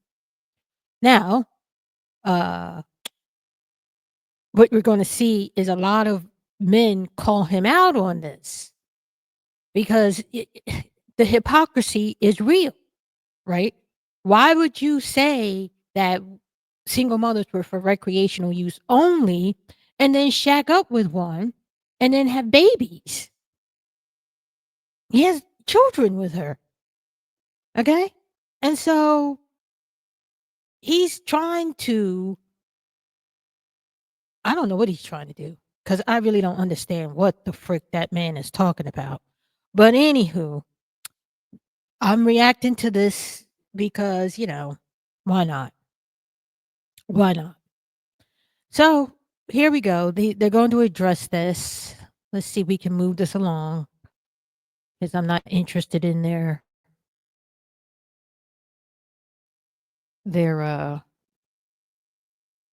super chats. So here we go. Cooley, because this is a question that you want to open this one up for Cooley or Yada first. We're gonna open this one up. Interesting. Let's just make clear some clarity on that statement. That statement is for to be married in the law. Like, that's what that means. It doesn't mean that you can't get married in the church. There's many pastors that would marry someone and you don't have to sign a paper. So what that person just stated. I just want to state this for Black men in particular. Y'all sit up here and scream about systemic racism. You can't make it as a man, systemic racism, blah, blah, blah, blah, blah. But the truth of the matter is, you listen to and you allow people like Cooley here to speak for you. Because in the real world, and I don't know if I said this in the previous clip or whatever, you are viewed by your ability to be stable. And Black men, since you out here preaching against marriage, you don't want to get married, men should not marry, the world sees you as unstable, violent, and incapable of holding it down. It's one of the reasons that you are being held down. You want to blame women. Oh, single mothers. Who makes single mothers? You. You can say, well, women ought to close their legs. Well, women are human beings just like you are. Why don't you wrap it up? You have the thing that we need protection from. A woman can take birth control and still get pregnant because what goes on inside of her is not controllable, but what goes on outside of you is. And the idea that you all do not take responsibility is what holds the race back. It's not women. Women are doing everything in their power to rise above, to conquer, to overcome, to be soft, to be this. They got femininity classes, which I think is a joke. This right here, this man is what is holding you back. Not him single-handed, but that whole thought process. That whole thought process, his whole idea. Look at him. I want you to pay attention to something around the world. The CEOs, married people with families, when they take those pictures, it's always a married man with his children. And see, they don't see you the same way because you don't do it. You preach against it. You rail against marriage because you don't understand that in the world, you have to present a certain image. You are seen as reckless.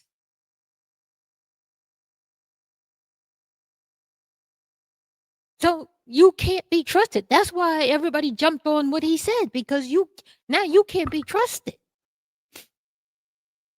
It doesn't matter. He's talking about you can get a jackleg who had years of experience but no paper.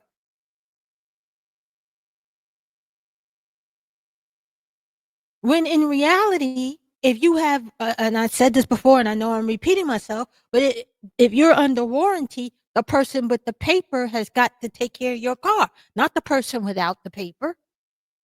The paper matters.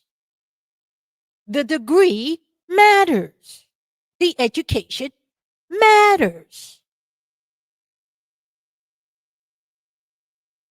This mentality right here, this is what's holding it back. And this is why I rail against the poison pill, the red pill, the manosphere. I rail against it.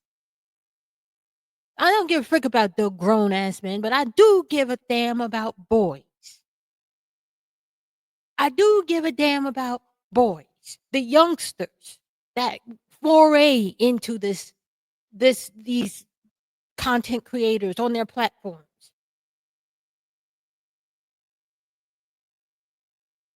I do care about those little kids because they are the ones who are being poisoned. The 11, the 12, the 13-year-olds.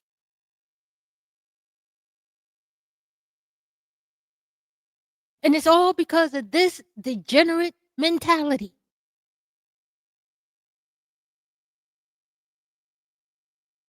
I'm going to say this and then we're going to go on. But now, that lifestyle, everybody, them chickens are coming home to roost for Jay-Z and the gang.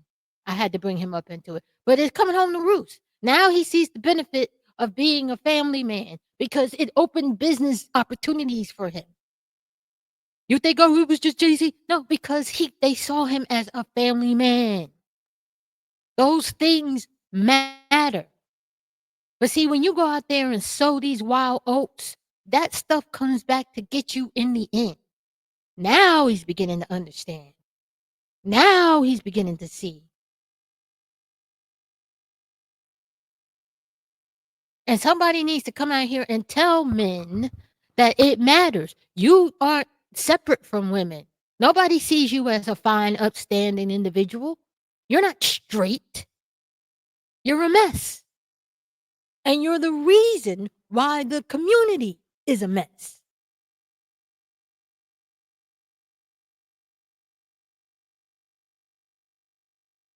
You don't value your home. You don't value women and children. But you want the benefits of people who actually do value family.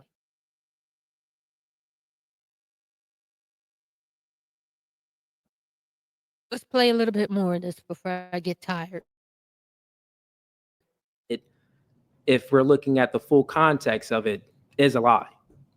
Because you can get married in a church. There you go. Look, high value wives, go ahead and reply in the chat. Get your thoughts off in the chat. Send that second one in. I'm gonna switch things up here, Delano. We're actually gonna what we had planned for 2. I want to put for 3 here. Okay, I want to get segment 3 here because we kind of alluded into it in this conversation, and we've had this conversation on the platform before. We have had this conversation on the platform before, and many people are still very much so split.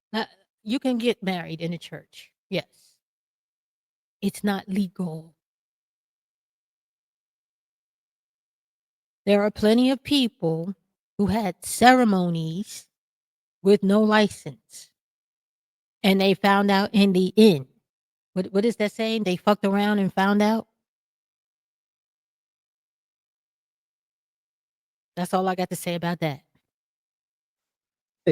On this conversation here. So I want to ask the question here. Go ahead, Ryan. I want to pose this to Yada because we actually had a surprise debate, and that was with Tony Gaskins and Ace. And this was a very heated debate. And it seemed like during that episode, particularly, people were split 50-50 about this. Yeah. And I just really want to start off with Yada with this one. But Yada, should single people give dating advice? No, they're not qualified. I don't care how much a scientist reads a book. It doesn't make him a professor.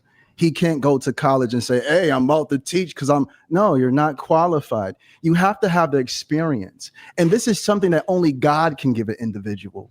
When it comes to loving a woman, the ups and downs, the left, the right, the falling apart, the getting back together, the mental breakdowns, the coming back together in peace, love, and divine understanding. Only a person that's been through something real can speak on that. You have to be qualified. Qualified, and this is the word I need you guys to understand. Qualified. If a man is speaking on relationships and he's not married to a woman, he knows nothing about marriage life, he has no business speaking on relationships at all. Strong. Well, I kind of sort of agree with that. Unmarried people should not be talking about married people. They shouldn't even talk about what marriage is. You can talk about your experience, but you shouldn't be talking about you shouldn't talk about marriage. You can talk about dating. Single people can talk about dating experiences. I think you should talk about your dating experiences. But I don't believe that you should talk about marriage. marriage is as different and as diverse as human beings are. And what works in one marriage will not work in another. That's just the way it goes.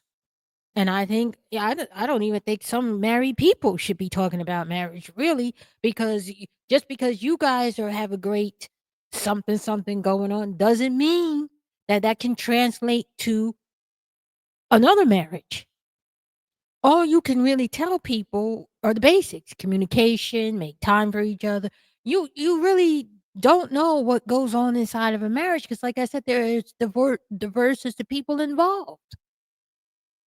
So if you're not married, I don't think you should talk about marriage. I don't think you should talk about what you think marriage should be.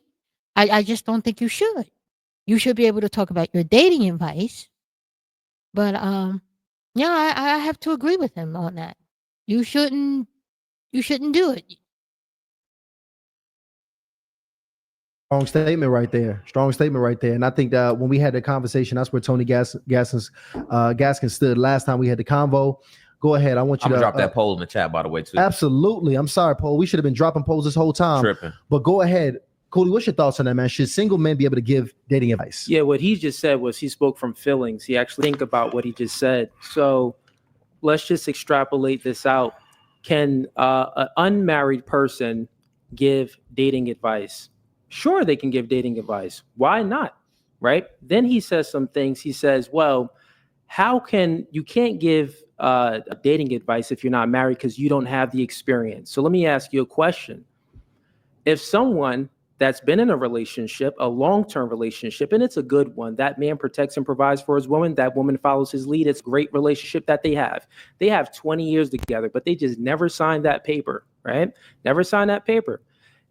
Versus someone that just got married for a year. They only been dating for 6 months prior to, and they got married.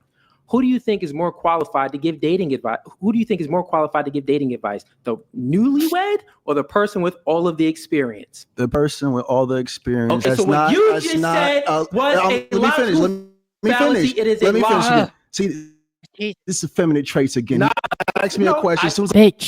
Bitch traits. Stop calling it feminine. I start to answer the question, he cut me off in mid-sentence. Cut me off in mid-sentence. You answered it, though. Please control your emotions. You're leading men. Listen, you're leading men. I asked you men watch you. Control your emotions. He's leading boys. That's what he's leading. He's an overgrown 10-year-old in the 5th grade, and he's leading overgrown 10-year-olds in the 5th grade. The 5th grade, okay? And you answered it. It's still my turn to give a bro. You asked me a question, and then you cut me off in mid-sentence. You just said yes. Hey, family, I want to show you again. This is a boy trapped in a grown man's body. He ain't lying. This man talking about someone and here we go again. And here we go again. And here we go again. And here we go again. Midget Matt over here. Here we go again. Here we go, fellas. Let's get back to it. Can I finish answering the question, please? Yeah. Let me get y'all's context behind this. This guy got his suit from a daycare. Matter of fact, go ahead, brother. You got it. Okay, cool. So what Females I was expounding first. On. So what I was expounding on, that question itself makes no sense. The shade is real. He said females first. No, bitches. Sense. That question itself makes no sense. Well, the answer would be, like I said, yeah, sure. Someone that's unmarried can give dating advice. He said they can't give dating advice. Then I just checked his logic, right? And then he said, oh, well, if they have enough experience, but they're not married, they can give dating advice. So which one is it? Again, is he finished? Can you ask this man if he's finished? I'm finished now. Are you done? Are you done? Are you done? Are you done? Yes. You got it. Are you sure? Thank you so much. Family, he asked a question. He said, who's more qualified? I said, the one with experience, but one needs to have the experience of God. Marriage opens up who a person truly is. If a man is afraid to write a contract with a woman, he has no business being with a woman. So why would this man try to give relationship advice? Because majority of people are dating for marriage. No one says I'm dating to shack up. No one says I'm dating to have babies by a bunch of people and not marry them or lead them or guide them or protect them or show them the divine covering of God. And again, I say, God said, the Bible says, when a man finds a wife, he finds a good thing. Not a man that finds a woman to shack up with. Not a man that finds someone just to sleep around with. Not a man that gets women pregnant after pregnancy after pregnancy. No, we have to understand that a real marriage releases divine understanding that comes directly from God. This is something different. And this is why this man cannot comprehend it. He's coming from a textbook level, and this is spiritual. Marriage is spiritual. It has nothing to do with any form of textbooks. So if it's spiritual, why you sign a contract? Well, it can be spiritual. It can be spiritual. But, look at little Fugazi, man. Doesn't he remind you of somebody in the fourth grade, in the fifth grade, from the fifth grade? Don't he? He can't understand it. He's not even looking at it from a textbook point of view, because I argue that he doesn't read textbooks. I argue he doesn't even read at all. He just recycles what he's already heard. I don't think personally that this man has epiphanies and he starts to think about things. I just don't think that. I know I said this before, and I don't mean to sound like a broken record, but I'm just curious as to why Princella wanted to talk to him and have a conversation with him, when obviously this is not a person to have a conversation with. Let's see if we can go a little bit more. It's already too long. Again, gotcha. Jesus said, can I answer? May I answer? Jesus said, give to God what's God. Well, that's because marriage was never about God. Marriage was about the state. The state.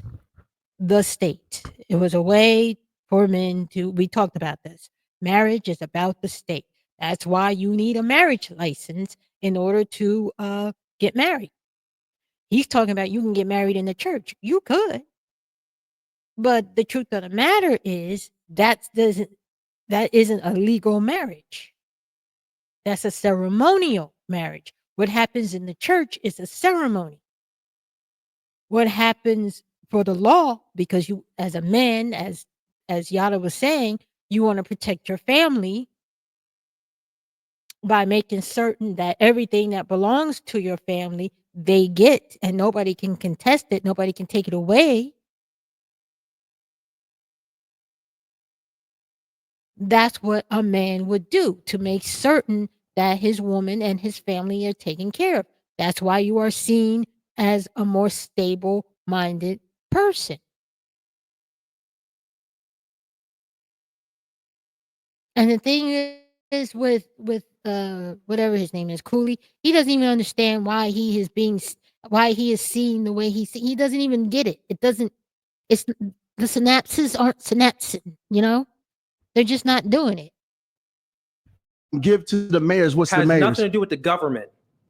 Give to the mayors what's the mayors. Give to God what's God's. What are you talking about, brother? See, this is the devil showing again. With the government incentivizing the woman to leave. Brother. Okay, government brother. Okay, I guess the mayor's them. not, the governor's not. This is not politics, man. You got it, brother. You got it. You got it, brother. And this is why we cannot take advice from men like this. This man is completely toxic.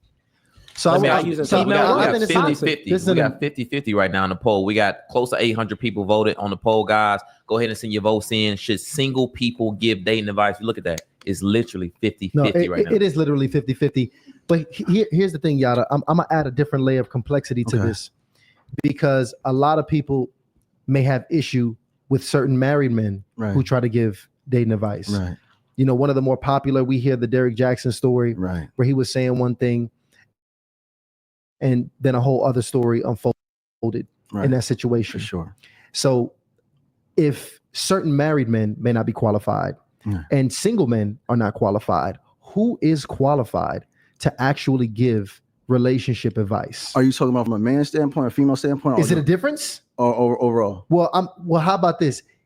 I'm saying overall, but if there's a difference, you can nuance it and tell us the difference. Well, I'm just going to speak to the men, because this is, brother, this is vital. A lot of us have not even seen our mothers properly loved or properly taken care of. So if you want to know if you should follow a man's teachings when it comes to advice, look at that man's woman and then look at that man's children. How does the woman behave on social media, off social media? How do the children behave? Like I told you last time I was here, my son is only 5 years old, but when they tested him at a 4th grade level, highly intellectual, because his mother is a reflection of me and my children are a reflection of the mother. And God is my divine covering. So when it comes to relationships, look at the man, hear him, look at the woman and see if things match up, and then look at the children. Because what did it say? The fruits in the labor, it's in the fruit, in the spirit. Just look, test the spirit by the spirit. Isn't that what the book says? Yeah. Test the spirit by the spirit. So it's not just it's you judge the fruit by the tree is what he's trying to say. And yeah, a well-oiled machine runs smoothly. That is a fact. But again, Cooley, this is way over his power of comprehension, so. The words, look at the individual wholeheartedly, him, the woman, and the children. Cooley, same question. Yeah, I mean, and I agree with the things that he said. It's one thing that we agree on. Yeah, I think that the question poses if, when should you actually be taking advice from someone? Or what qualifies someone to actually give relationship advice? Some of the things that he even said before, like experience is one. If this has a good relationship and he got what he wants and a woman got what she wants, and you see it through their kids, you see it through their lifestyle and everything like that. That's one thing. Is that man also needs like coaching experience though. Like if he just has a relationship, but he's not really. So let's break it down real quick. So what is marriage? Marriage is a relationship, is under the umbrella of a relationship. That's what marriage is. So if that man is going to be coaching and giving advice to anyone, he also needs experience with not just being, a long-term relationship, but he needs to know the differences of, pre-modernity and modernity. The dating world is much different now. It's social media, right? So quick little story, just to give it some context. A lot of men and women are failing in relationships right now is because currently right now, social media benefits the woman when it comes to dating. In dating period, women always, had the upper hand in dating. That's just, it is what it is. They're a woman, the opposite sex is always going to be more attracted to them. They're always going to have more options from the opposite sex. With that being said, so if we're looking at pre-modernity, so internet and social media and stuff like that. You get on my nerves with that pre-modernity shit. Pre-modernity. Oh, pre-modernity.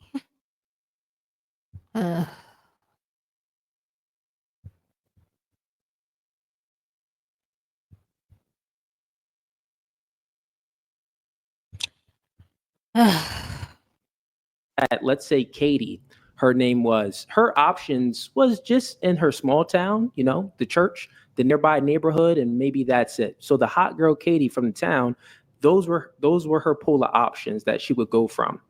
But now we're in modernity where social media is out, Instagram is out. Yeah, you could get a chick from your town, but she got options from celebrities that can slide in her DMs. She got options from all type of men. So what I tell men, what you want to do is be the best version of yourself. You need to master self in all facets. So with your spiritually, mentally, physically, and financially, get in the gym, make more money, actually try to develop yourself as a man prior to getting into a relationship.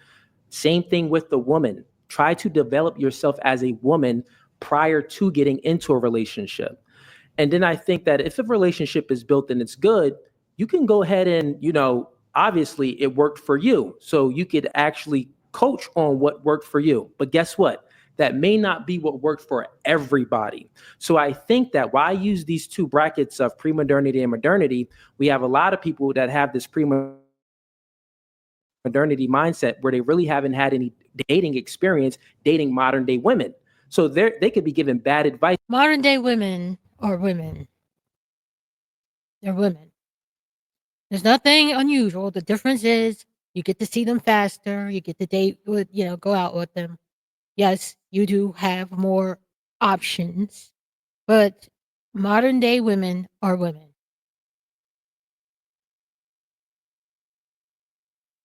I know. It's crazy. It's outrageous.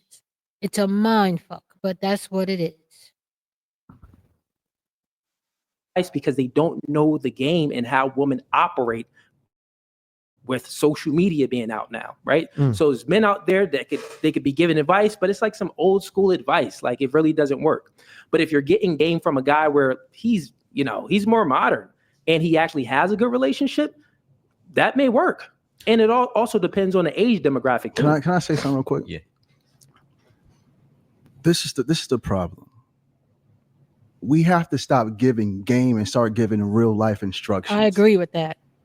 That's semantics, bro. Listen, I agree with that. I agree.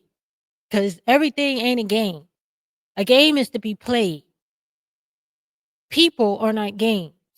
Real life marriages, real life dating advice, real life, what people call authentic. Those are the things that matter. When I go out into the world, what do I look for? What do I see? If I see this, how do I behave?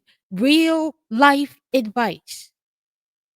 And he's like, oh, that's just semantics, bro. It's not. Because y'all be playing games.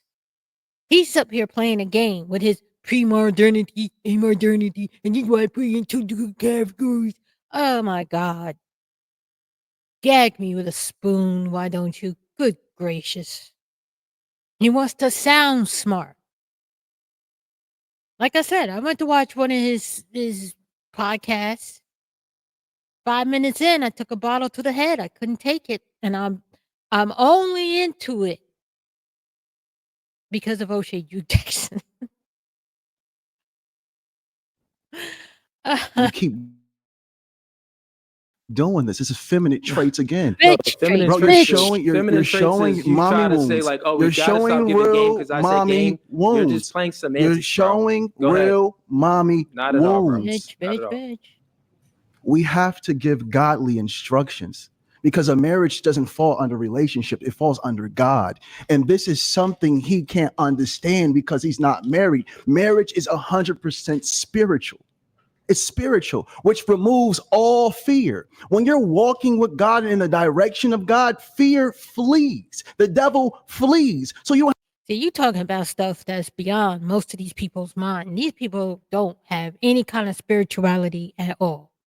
No spirituality. You got Sin G's trashing the Bible. I mean, trashing Christianity. I guess she's trashing all 46,000 denominations, but I don't know. Maybe she knows there are 46,000. Maybe she don't. I don't know. But people on this platform are not spiritual beings. They're not up there. They're down here. That's why he has the audience that he has. Because most of the people who listen to him are base. They're basic. Just below. Just right there. They're reaching. They've been sold the dream. The dream is if they don't date fat women, that means they're high value. If they don't date single mothers, it means they're high value. It's that stupid and that profound. They're going to sit here and tell you what rich men do.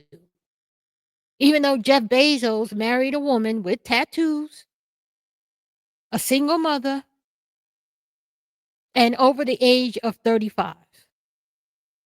He married her. But they're going to tell you what rich men do.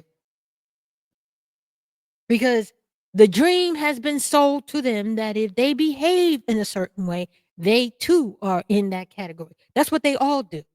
And they'll sit here and they'll defend degeneracy and they'll talk about the good man as if they too are good. So, Yana, you're talking about stuff that they're not even on that. They're not. He doesn't even comprehend. He can't really even step up to the plate. because he doesn't know what that means to be a man. They think in masculinity, like anything can't be masculine. Inanimate objects can be masculine. You know what I'm saying? There are feminine and masculine inanimate objects, but they don't understand what it means to be man and how to walk in manhood. And if you try to discuss that with them, that goes over their head because they think it's all about I run my relationship. I'm a high value man because I do this and I do that and I'm the exception. That's why the red pill is poison. You're trying to appeal to a better self. But the people who follow people like him are not better selves. They're not striving for anything.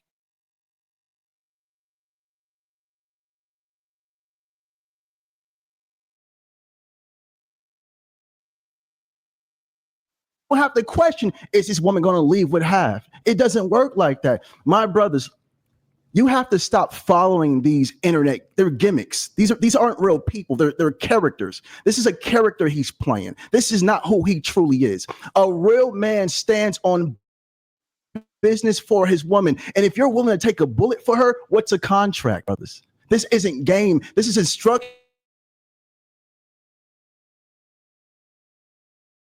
Of TikTok, Instagram, if you're following the instructions of God, you will never be led astray. This isn't game. These are instructions. So I want to take it to another level here because I think both of us are on the greens. All of us here are greens that marriage is a covenant under God and it is spiritual. You said that many times. It can be. Do you feel like a man, because a lot of brothers don't really have a strong spiritual foundation. Right. Do you think that a man that does not have a spiritual foundation can have any success in marriage? Never.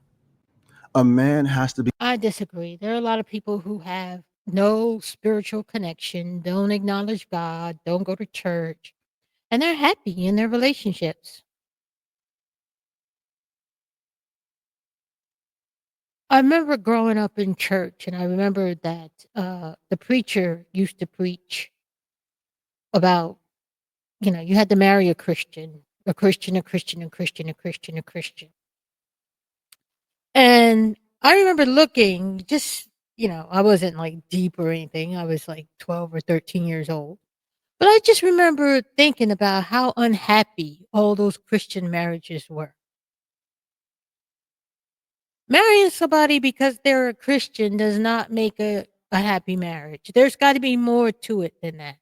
And there is a deeper level of compatibility. That's huge. That's humongous. A friendship. That's huge. That's humongous. You are not going to be happy all the time. The level of happiness is what determines whether you should stay or leave. Whether you feed into each other determines whether you should stay or leave. I personally am very happy for women who get up in the morning and say, you know what, this isn't working. I can't see myself doing this for the rest of my life. I personally find that to be very empowering.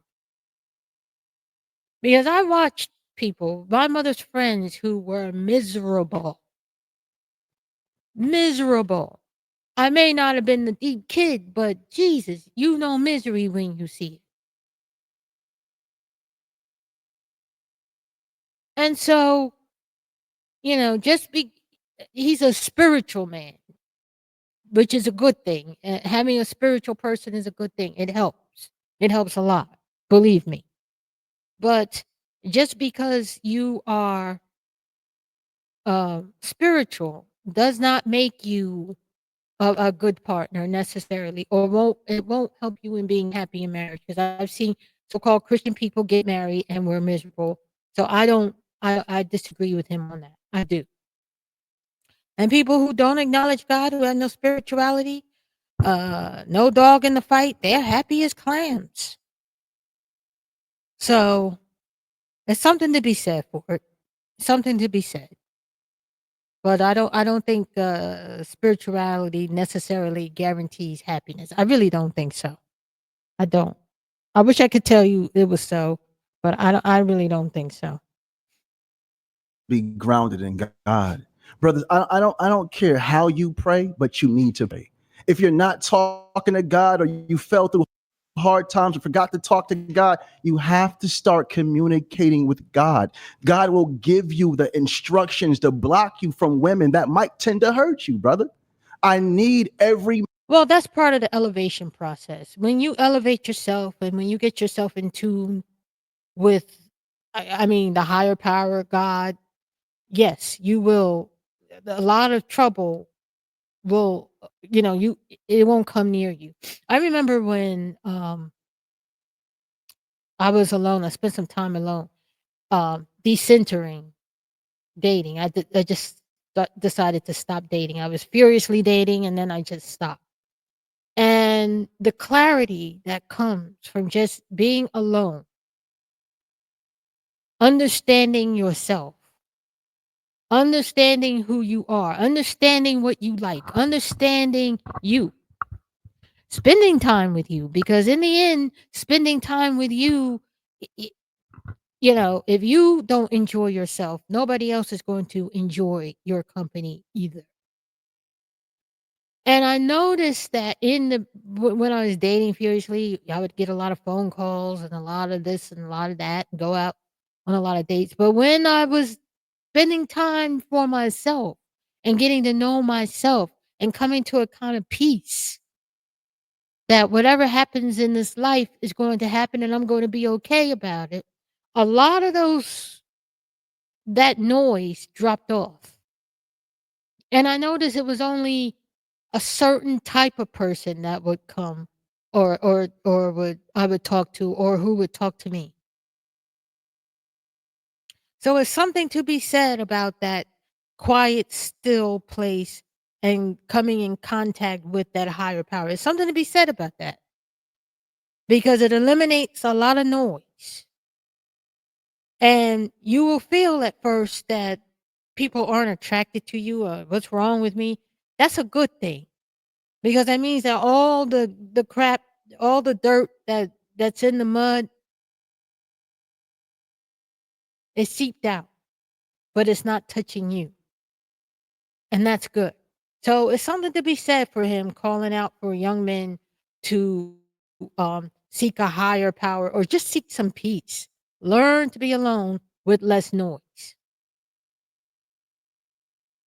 man, every child that's a male listening to me right now, fall deeper in love with God. And when you fall in deeper in love with God, you'll fall deeper in love with yourself. Now you will become the woman that any woman will submit to, because a woman will naturally submit to a man of God, because God is the only. I reject the word submission, but I will accept the word respect. You know those men when you see them. You know those men. They don't talk. They don't say anything, but they are kind, they are secure, they are confident. And you know the fruit, the fruit by the tree. You know. All these men who are doing all this talking, I'm masculine, I'm a high value man, they ain't shit. Because the real thing, the real ones, they inspire you. They don't make you jealous, they inspire you to want to be a better person. They do. Because you're thinking to yourself, man, if I want a man like that, I got to change the way I do things. If I want a man who's kind and generous and decent and respectable, I have to change the way I think. Because obviously he doesn't think like that. And I'm not talking about submission. I'm talking about respect, because what is good changes you for the better. You don't lose yourself. You find yourself. So I'm just coming against the word submit, because I don't like the word. as brown people, I don't know why why we embracing that word. Of all the words in the English language, why are we embracing submission? What the frick is wrong with you? Anyways. Only the divine power. Women submit to power, and God's the only divine power. Everything else is an illusion. It's not the money, it's not the cars, it's not the muscles, it's not the height, it's not the money. Listen to me, it's God. That's where our divine power comes from. God, man, woman. God said, when two more are gathered in my name, I am in the midst. Cooley, do you disagree with anything y'all just stated? I mean, it's fine with what he stated, but I have a question for you. How do you know if you're actually following in the spirit of God and not the devil? Have you ever received the Holy Ghost? Actually, I'm sorry. Let's start from the beginning. What religion are you? Hold on for 1 second, brother. You're asking me a bunch of questions at once. Well, speaking for myself, all good things come from God. Like we just talked about that. The fruit comes from the tree. We know the tree by its fruit. And when you see there are men who walk this earth and you know who they are, and they exude something that other men don't. And you see it here with Cooley and Yada and Cooley, whatever his name is. God damn. But you see it. Just like you know that a perfect love casts out all fear. That's practically what Yada is saying. That's how you know, because you know that you are going to be loved and cared for. It brings forth good fruit. The tree is prosperous. It's good. I'm not saying that there aren't any things that, like little things you don't like, but I'm saying for the most part, it's good. When you are with a narcissist, self-absorbed, selfish, you know how you feel at the end. You may think you're in love and you may think all of these things, but at the end of the day, and I mean, the day can be a week, a month, a year. You know what? That wasn't a good thing. That's a question to ask. Of all the questions to ask, that's because he doesn't know. He really is an empty vessel. He doesn't think on that level of spirituality. All he thinks about is paper. Paper, paper, paper, paper, paper.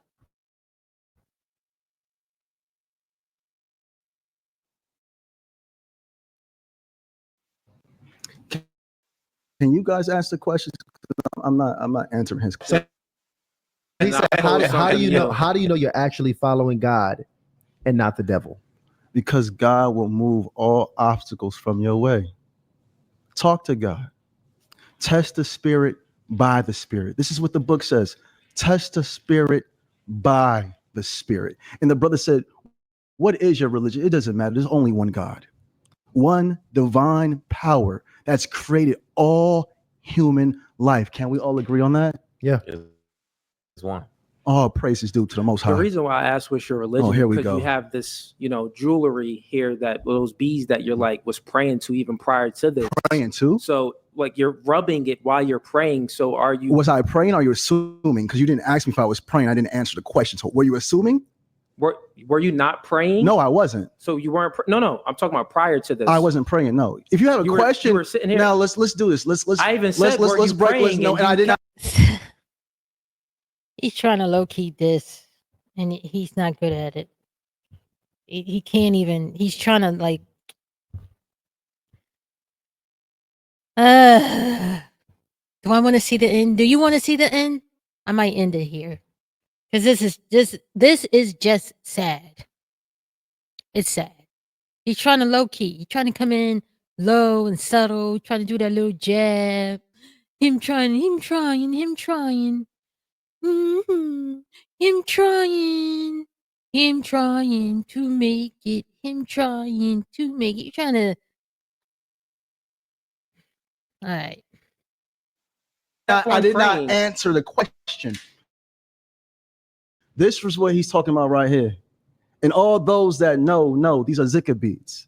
This keeps me in the remembrance of God. Each bead, I say the attribute of God. Yeah. This is what this is. No, it's not prayer, brother. Okay, it's just cool. keeping me in the the. It's just keeping me in the. I don't give you the knowledge right now because you answer a question and there's people watching. They might want to know. Yeah, sure. These are zikr beads. Yeah.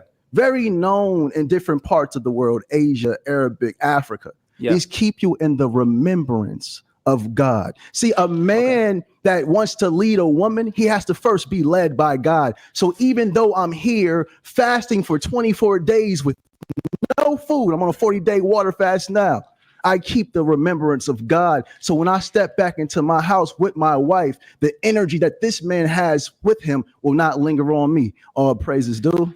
Sounds like superstition to me, man. At the end of the day, if you want a real relationship, God, you go through the source. You don't need any beads or anything to help your relationship with the God to give you any type of remembrance. Bible is a physical thing. You're doing a feminine thing now. Don't cut me off, right? You don't need to go. You don't need to have any beads or anything like that. You can speak to God yourself. You just said a Bible is a physical thing. So let's just make this make sense. You think someone in a world that doesn't even have access to a Bible at all or to a Quran or anything else, they can't still seek God and find God and make it to heaven? Yes, they can. Even you would say they can. You don't need a Bible. You don't need beads or anything. So you're talking about spirituality when you need something and I need nothing. I go to my source. Family, again, this is an unmarried man. I go to my source. Dude, you're not even spiritual. That's what you came up with? That's what you came up with? That's what you came up with? I go to my source.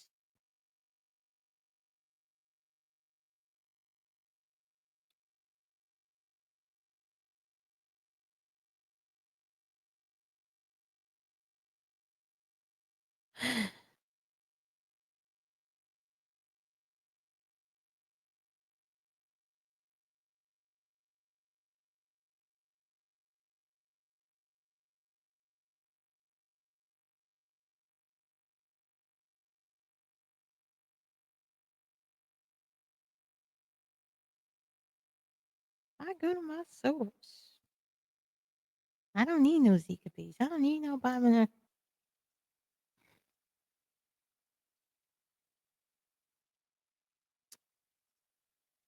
Oh, this is so juvenile. I think I said something similar when I was like in my early 20s.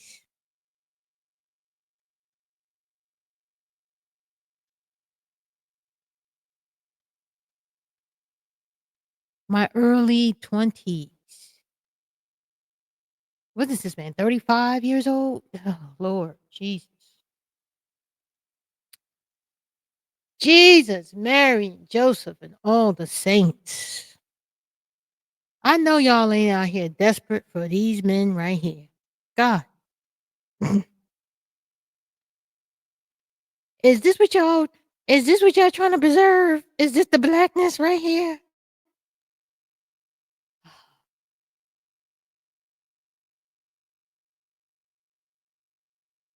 Lord, give me strength.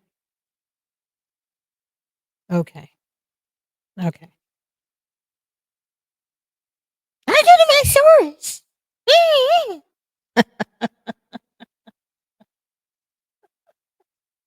He didn't even talk about no God before that.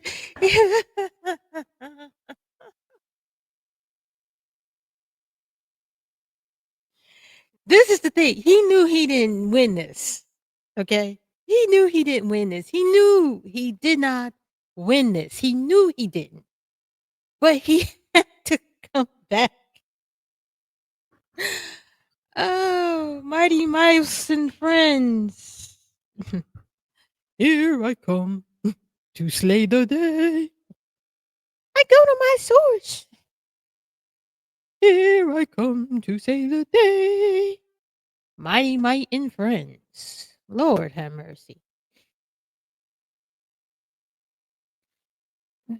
What discussion? That's what I'm saying. Like, what? I keep saying it. I know. I'm sorry. I sound like a broken record. I can't wait to edit this. Oh God, Lord Jesus. Oh, I'm gonna skip over.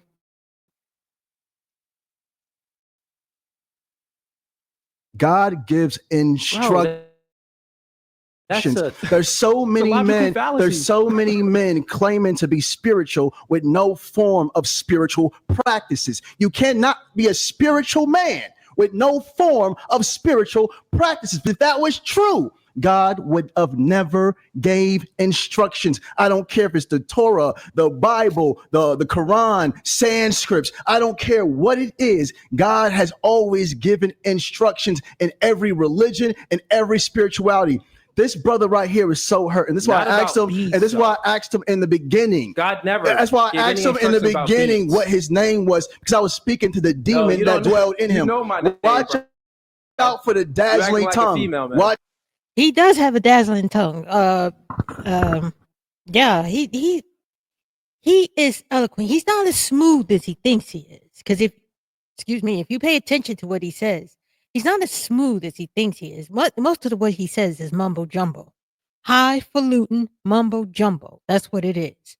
But he does have a smooth tongue. Cooley does. He really does, and but he's not as slick as he thinks he is.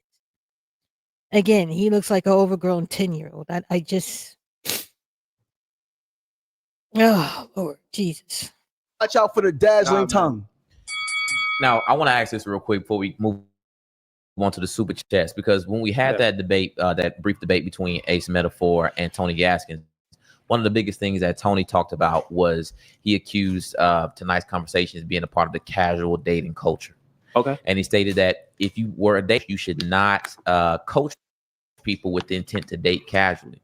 So my question I want to pose to both you guys, and to you first, Cooley, is it ever okay for a man at any point in his life to date casually?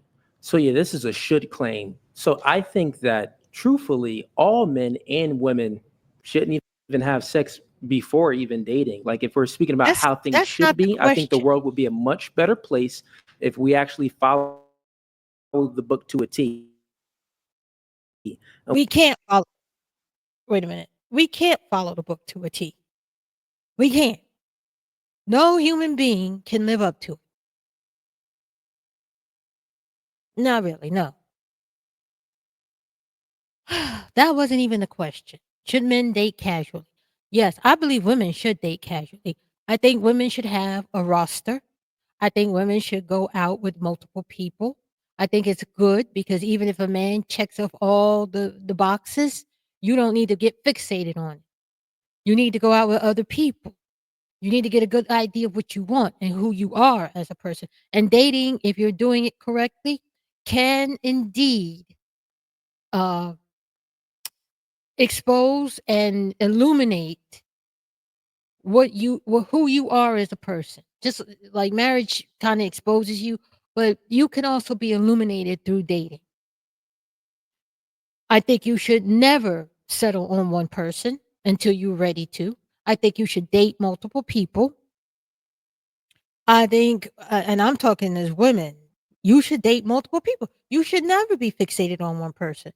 Whether or not you have sex is your business. Frankly, I would be very discerning about that. But that's your business. Make sure you're safe. But personally, I would try as much as possible to leave sex out of it and just get to see people, watch people, pay attention to people. That's what I would do.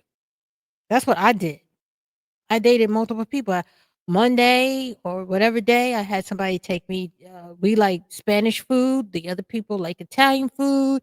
The other people like Russian food.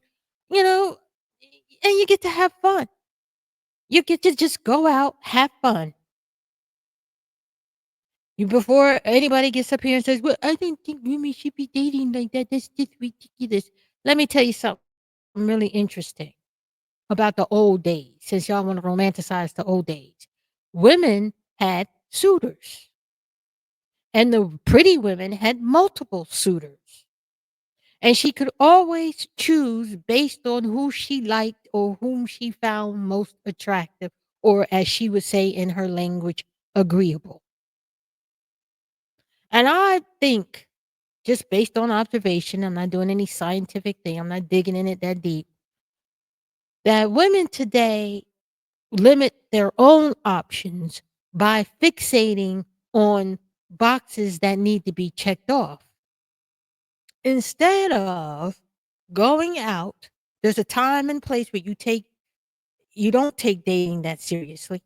You know, you go out, you have fun, you enjoy your life. And then when you're ready and you feel you're ready, then you have a more um you know more about what you want and what it is that you are really looking for. But I think a lot of people, they don't give themselves breathing room to find out what it is that they are looking for. And then they think they want something and then they get it and they don't really want it at all because that wasn't what they wanted. You want to take time to get to know yourself, because dating is just as much about you as it is about getting to know other people. So I think women should date multiple people. I think women should have a period in their life, a time in their life when they date casually. I think you should. I think it's important for women's development. I think, I think it's important. You should. Because when it's time to get married, then you'll be ready for that, if that's what you want. But at least you'll have a good idea of what it is you're looking for and what it is you find attractive. It like I said, it illuminates things for you. It illuminates things about yourself. So, piece of your mind and who you felt actually won the debate. Absolutely. So hang around here, and if it's your first time, because some people may not be familiar, you saw the trailer, but we put something a little bit additional together for you. A lot of you may be familiar with my brother Yada here. Yada has been here before, but if not, roll the clip, Lano. A woman is a divine reflector, and she will reflect who you are. I don't think we should keep telling women, oh, your value is lowered because you have children. $250,000 goes into an account that I have no access to, only her. My woman's not beneath me. My woman is my equal. These women ain't just leaving these men. They're tired. They're mentally falling apart. There you have it. Man, Yada, let me tell you something. We can't stop those bees that you're living it while you're praying. So are you?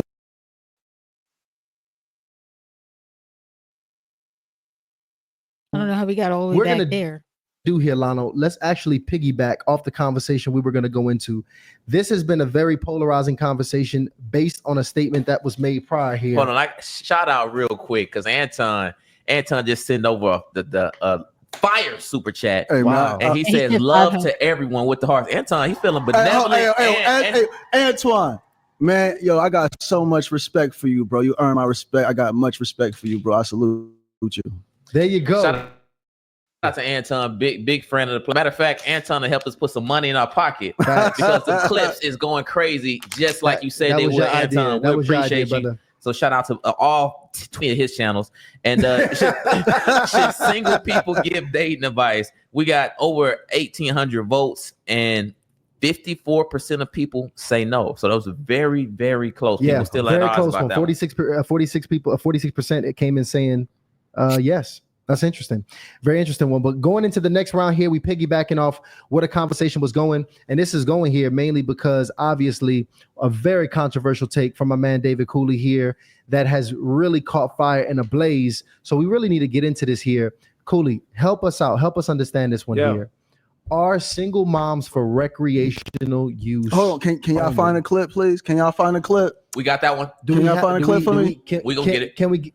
Lano will go ahead and get the clip. So yes, we will get the clip. Cooley, go ahead. We'll get that clip ready for you. You bringing up clips that doesn't give any context. The man is here in the flesh speaking to you. That clip that you took was out of context. If you just watched the full episode and go 2 more minutes past it, you would have got the full context, but it's clipped up. So a clip doesn't do anything. I'm here. I'll give you the answer. You feel what I'm saying? So when you're asking a question, are single moms recreational use only? Many women are recreational use only, right? That's what we say. What? In regards to, we're talking about what? Oh, you a female right now. Okay, you cut me off. You want to say something? Go ahead. He I'll let you reacted. speak. Or are you going to let me get it out?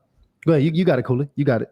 Okay, got you. So under the text of recreational use only, this is when guys send in super chats on my podcast and they're asking certain questions, right? And the women on the podcast is even asking certain questions because they're dating and having sex outside of a relationship and they're being promiscuous. So in regards to single moms being recreational use only, let's just peel the layer back. It means that, well, how did this, let me say it this way, preface it with, when we look at recreational use only, and we're looking at single moms or women with tattoos or strippers or OnlyFans girls, when you peel back that layer, it's like, okay, it's the assumption of that she was promiscuous. A woman that had a baby by a man, if she's a single mother, a lot of people would assume that, okay, maybe she just got knocked up and had a one night stand.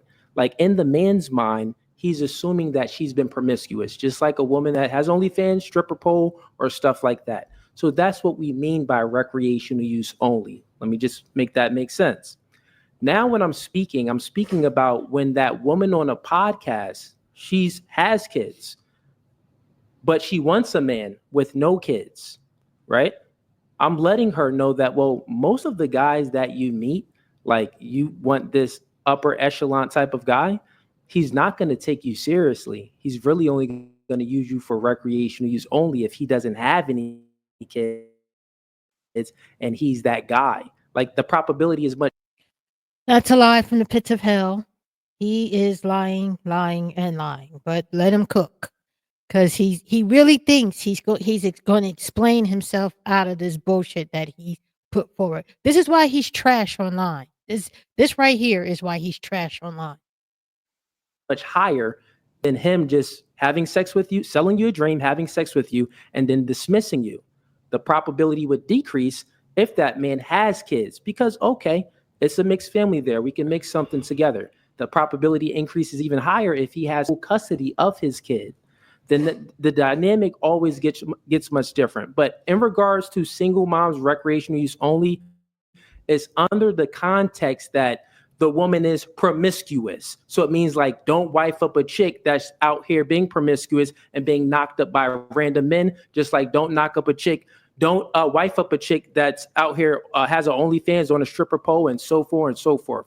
So that's what recreational use only means. Can somebody find a clip, please? Because that's not what happened.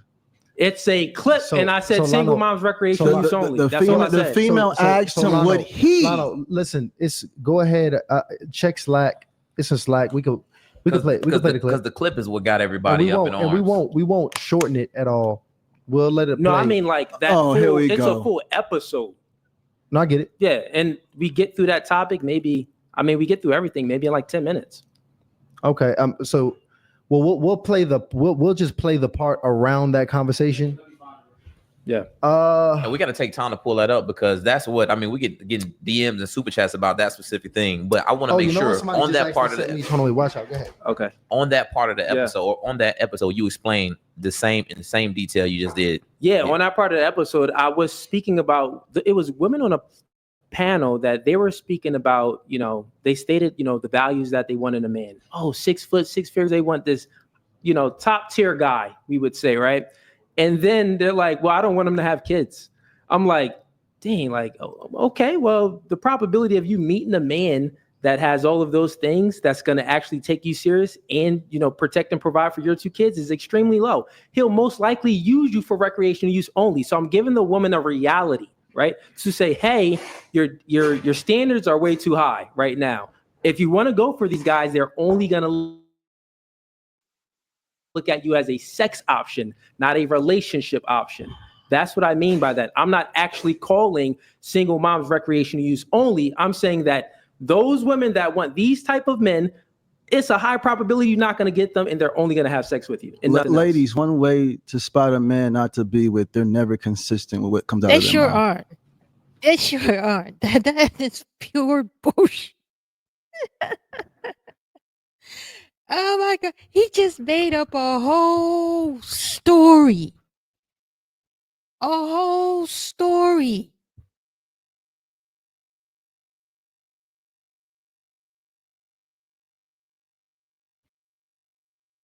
Lord Jesus, Mary, and Joseph. He just made up a whole story.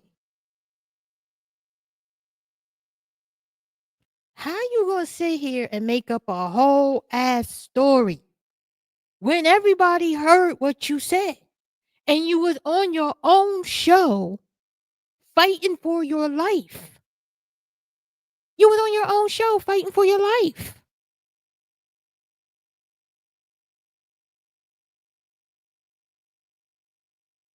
That's not what you said on your show.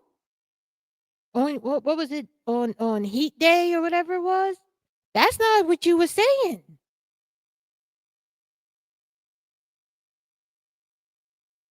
Ooh, God. Excuse me. This video is long as hell. It's longer than it should be. But we'll see. We'll see what happens. Let's go. Let's hear the actual video. This guy said anything off a 30-second clip, not even a 30-second clip, 10-second clip.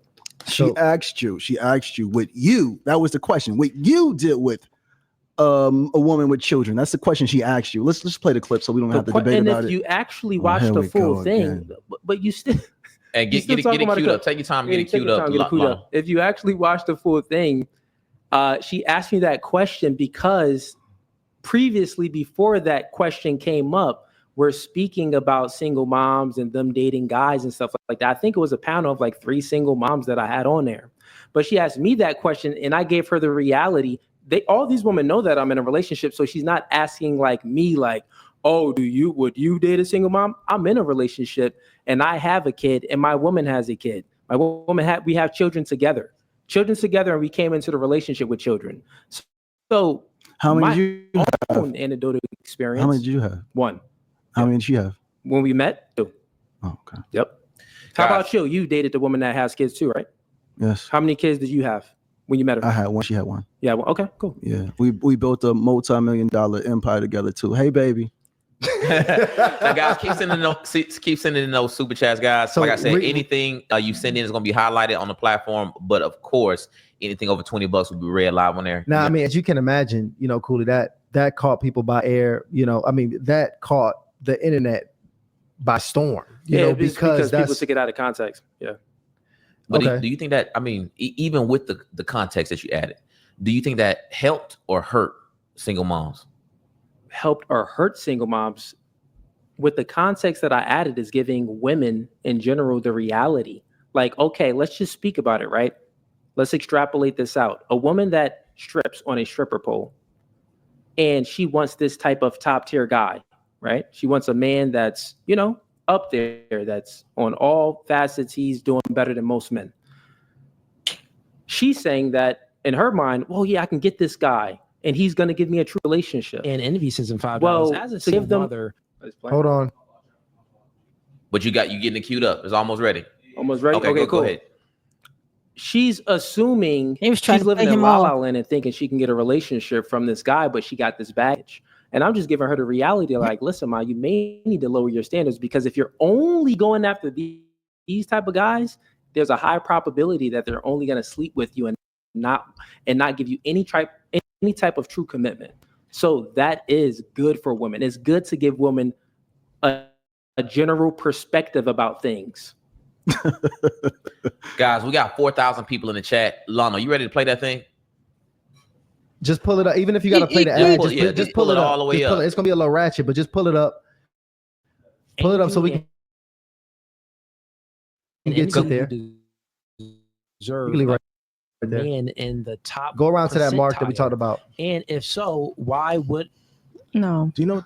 You guys know Recreational use only. Wait, back up. Especially if you No. in your Back ages in up. your 30s. Yeah. And why Damage. why do you say single moms are damaged on goods? that. Because you're a woman saying that. Not focusing here. So why do you say single moms are damaged goods? Because if we're single mothers, we obviously I don't know about y'all, but we go through the ringer. Like I don't want to get too involved in my. Yeah, listen, listen, I got you. Listen, single moms, to answer your question directly, like I said, I don't think it's a bad thing. Recreational use only. No. Do you know? You guys know? Recreational use only. Especially if you up in your ages in your 30s. Recreational use only. Do you mean like hit it and quit it?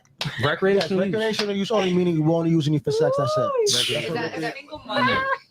Recreational use. Can we go around? I'm waiting patiently.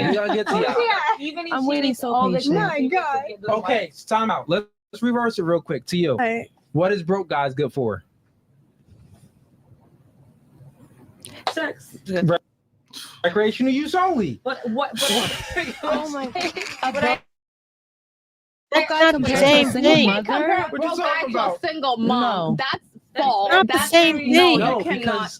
Because That's not the same thing. someone who's broke. Okay. I mean, that's pretty much it right there, right? Like the context is there because now we start You moving have the into. opportunity to level up. but Pause you're that. not Pause that, wanting Lano. Goes on more. Oh, keep going. Keep rolling. Keep rolling. Well, no, where I actually say what I just said now, I don't know where it's at, but I think it's towards the end. Like I explained about the like if a man has kids or doesn't have kids, not to cut everything off, but you could. It's at the end. I'm feeling real low on my energy. This fast is starting to get to me. Okay, He's not I got you. time. We're gonna wrap it up really soon. This is the last topic of the night, so we are gonna Y'all wrap playing it up clips pretty for me, soon. man. I want to play a clip of him. I got one for you. Which one? Which one is that? The one I sent to you. I don't Remember, know. I texted it to you. Clips? I honestly did not. Clips.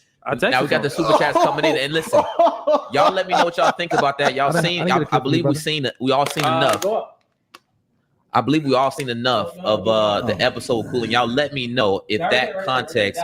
It's on his If that Instagram. was the It's on accurate your context. Instagram page. Oh, Yeah. You want to put up the IG? Okay, this is. Oh wow. It's your Okay. Instagram. And while he does that, what I'm going to go ahead and do is finish reading these super chats. Shout out to Key to Dream, said he about to get canceled, all caps. Shout out All to caps. Brink Cancel of him. Greatness, says y'all to elaborate on the statement made in regard to women need to dig for gold, and do you think that it lends to the social media phenomenon women wealth hunting? Can that type of female be taken seriously for a relationship? Yes. That's a beautiful question. Can I answer that? Yeah, go ahead. Hey, that's a beautiful question. What I'm saying is that a woman needs to go after a man that has some form of standards. We're seeing too many women having children by a man that's unable to properly provide for them. A woman should dig for gold. A woman should get with a man for forms of security, financial security, mental security, Amen. physical security, spiritual security, emotional security. Mm-hmm.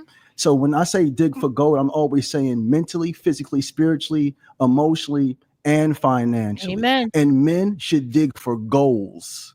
So if a man is a gold digger and a woman is a gold digger, it's beautiful. But I'm not talking about nighttime workers that's looking at you say, hey, give me $50, $100 because I want it right now. No.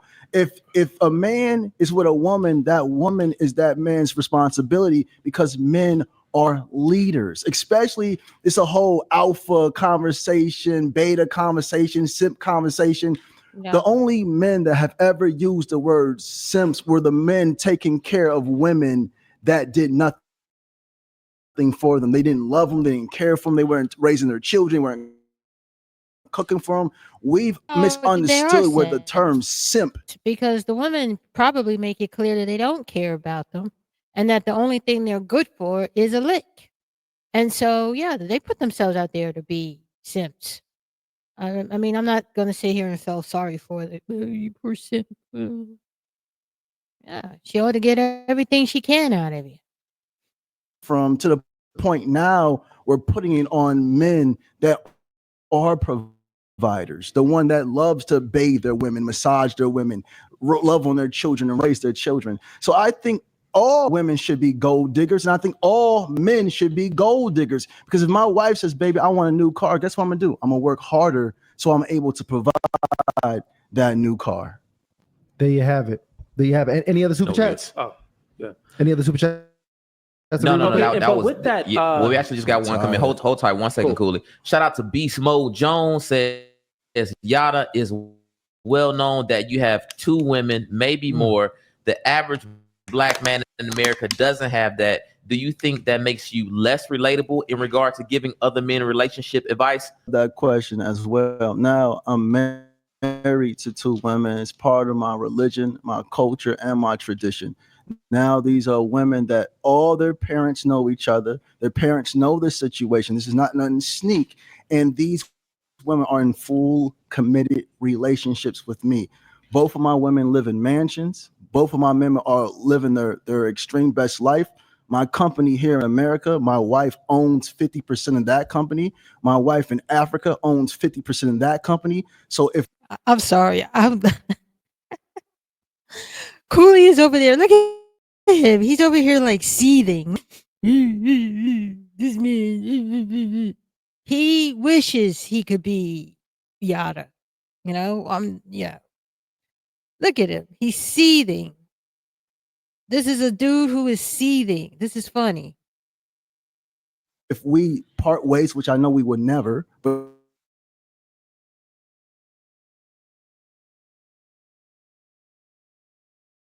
if we did part ways, they're financially secure.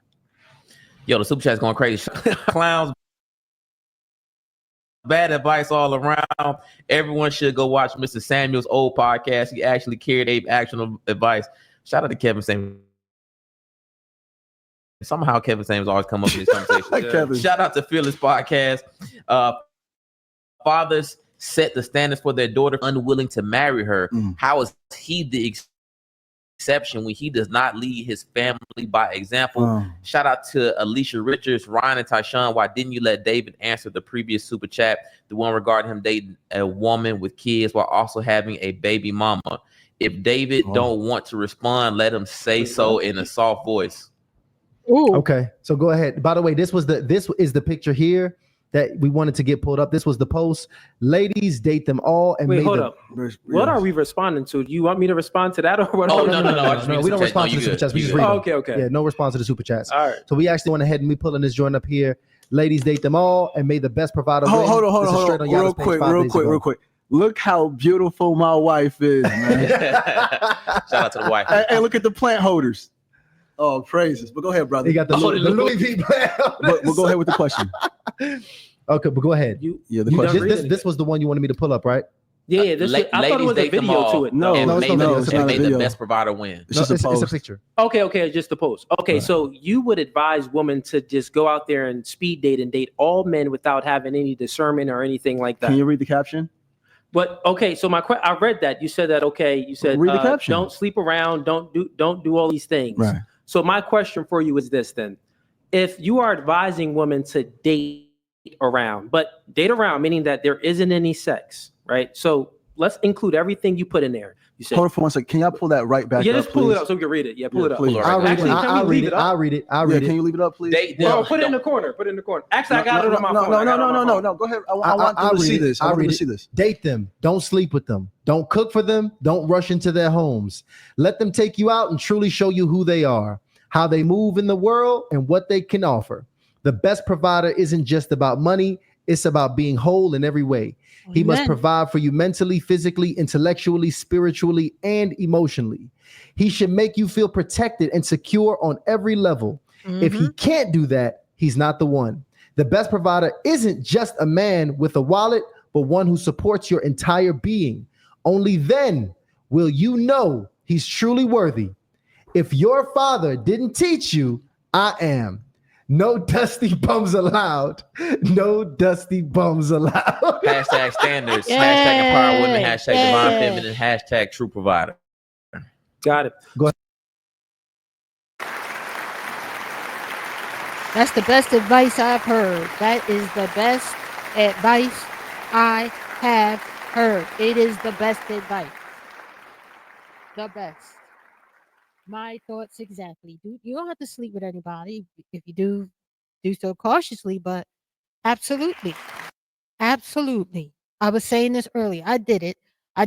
You go out to dinner, go have some activities, socialize.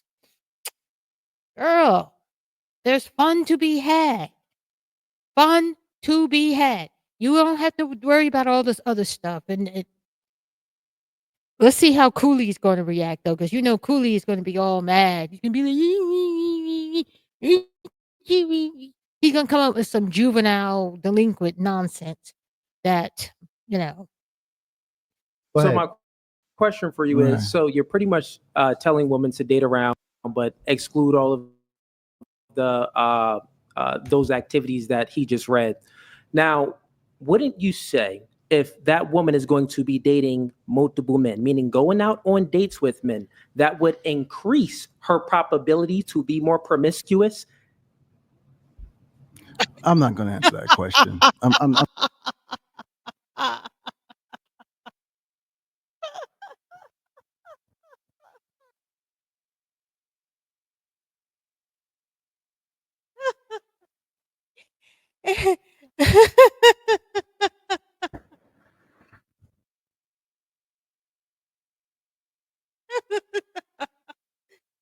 He thought, well, why is he looking like he looked like he just got it. You see the look on his face? He looked like he just, I got you. Are you encouraging women to be more promiscuous?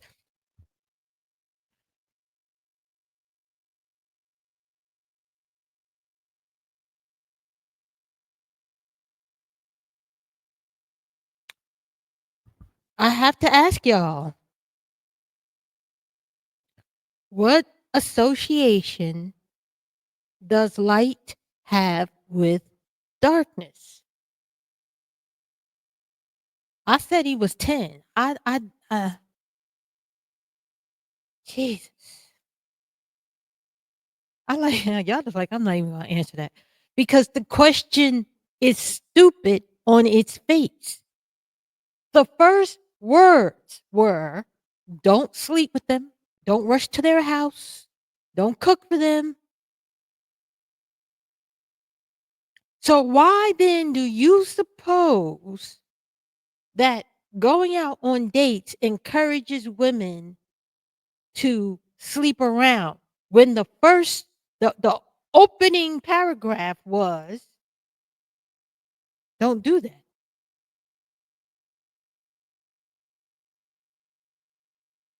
And he really thinks he got it.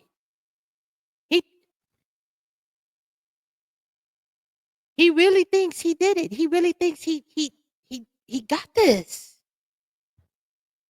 I'm exposing him.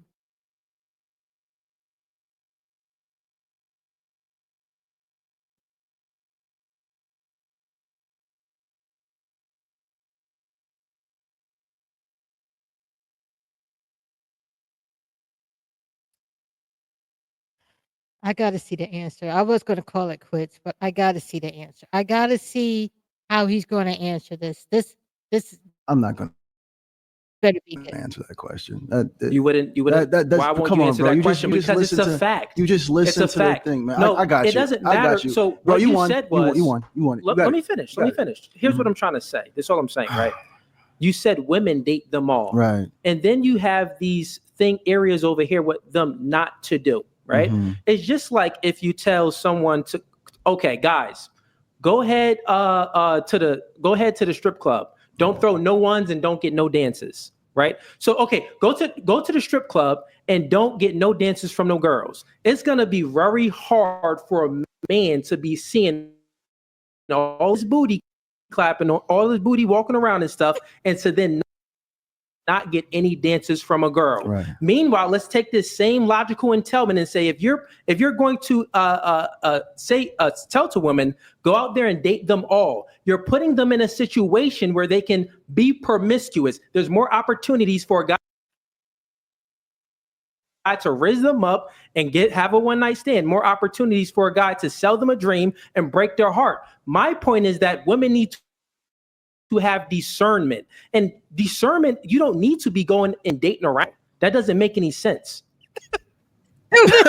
Doesn't make any sense. In order to have discernment, you need no ability to be dating around. You're laughing because you know you're caught. You're laughing because you know that statement leads women astray. You know that statement leads women astray. That statement right there telling women to date now around. you just want to argue, bro. You got it, No, bro, man. That was very bad dating advice. Extremely bad dating advice. You got it, man. You got it, man. And you still didn't even answer my first question, so I'll just ask it again. Do you think that it will increase, if you tell women to date around, do you think that would increase the probability for her to be promiscuous, which will go against everything that you said in the text for her not to do? Again, you see this family again. I can't wait for the replay after replay after replay. This you shouldn't be coaching anyone, bro. The devil has a dazzling tongue, a dazzling tongue. When a person's well traveled, let's remove the word dating and add the word courting, right? You can't compare this to booty cheeks clapping in the strip club. Dating, man. Listen, brother. You're changing You cannot, words. Here we go with this guy. Here we go with this guy. You cannot compare a grown woman dating or courting to booty cheeks being clapped in a strip club and a man throwing ones. No, brothers, that's why we need to follow the directions of God, because a strip club and a woman dating has nothing to do with one another. You didn't know the logical entailment. The logical entailment is this. You say, hey, go out there and put yourself in this situation, right? Which is a situation where something you say, hey, go out there and go into this situation, but there's potential of bad things happening in this situation, and you say, hey, don't do that. So your message was telling girls to go ahead and date around. Debater, bro. Stop it. Antoine, you a beast. Antoine, you a beast. This guy, you got washed up by Antoine. You got washed up. Y'all went on monologues. I'm testing your logic right now. So let's go ahead and finish, brother. You're trying to move on. Don't run. So Don't run. Let me finish my point. Don't run from this. I'm gonna let Cooley go ahead and close out his point. Okay, cool. Yeah, don't run from this. What I'm saying is this: you're telling women to go out there and date around. So the logical intelligence. He's talking about. I'm testing your logic.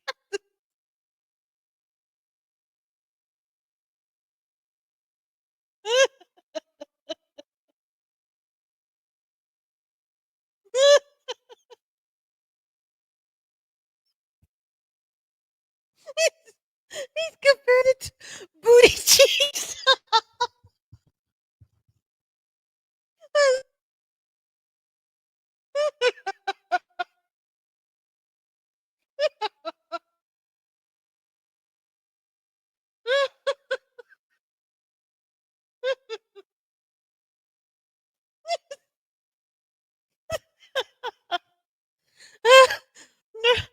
Oh God.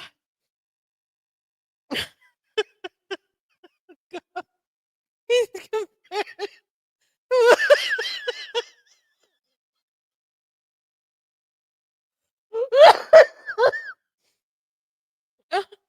Oh God.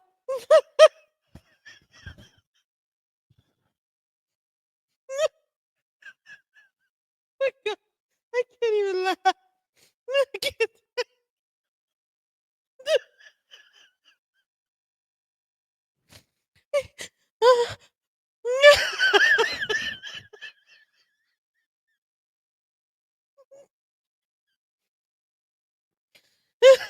Even the host had to laugh because he's talking about.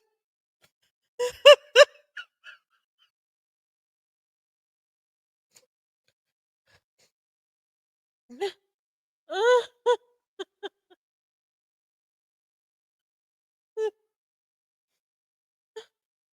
God.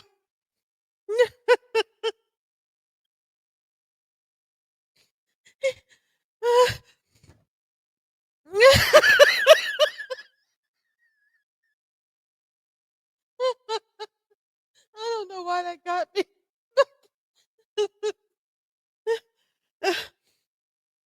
He's comparing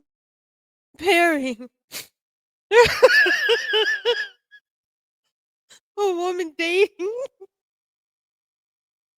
to booty cheeks.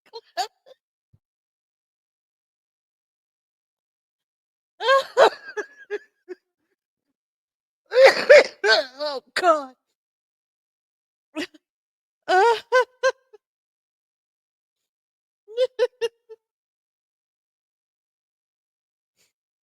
Oh my God. I should have muted my microphone. That just caught me.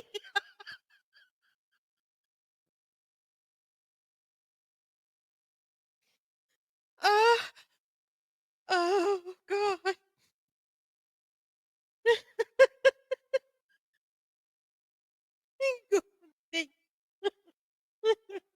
Booty cheeks. Let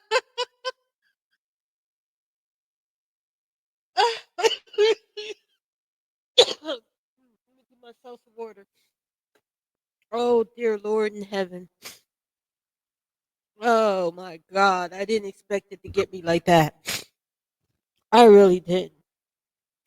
I mean, I was laughing because it was absurd and stupid. But then it hit me. Like, who thinks of this stuff?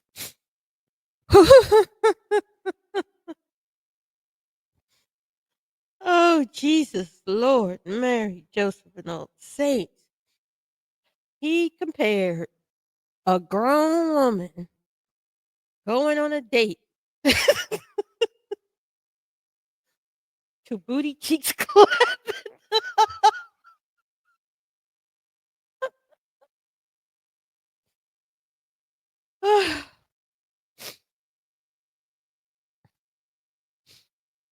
Priscilla, girl, I gotta look at you a little sideways.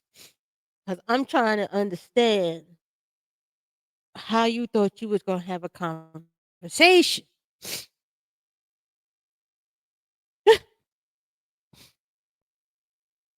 Booty cheeks clapping compared to, I mean, it's as if he totally ignored the opening. And this is what these men do. They don't, he was trying to get him. That's all he was trying to do. How petty, small minded, and teeny weeny. No, I can't say that, but how tiny are you? Like,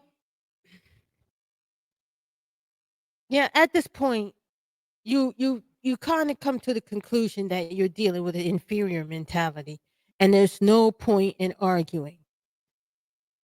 Excuse me. The Bible says, "Let the filthy be filthy still." Just let them go. Let them go. There's no point. No point. No point in arguing. You know, people will let you win the argument when you are dead wrong. They will. They will let you win because arguing with you is a waste of time. And when you get older, you'll realize that sometimes people let you win that argument, but you was dead wrong. You wasn't right. And this is the case with Cooley here. Dude said, Yada said, look, you won, man. Just go ahead. Because it's not worth your time and energy to sit here and have an argument about a clear and very clearly written out statement. There's no point. Because obviously he is, what is the word I'm trying to look for? It was right on the tip of my tongue, but you can't talk to somebody like this. You can't have a discussion with anybody. I wonder if his woman, these discussions she has with him every single day.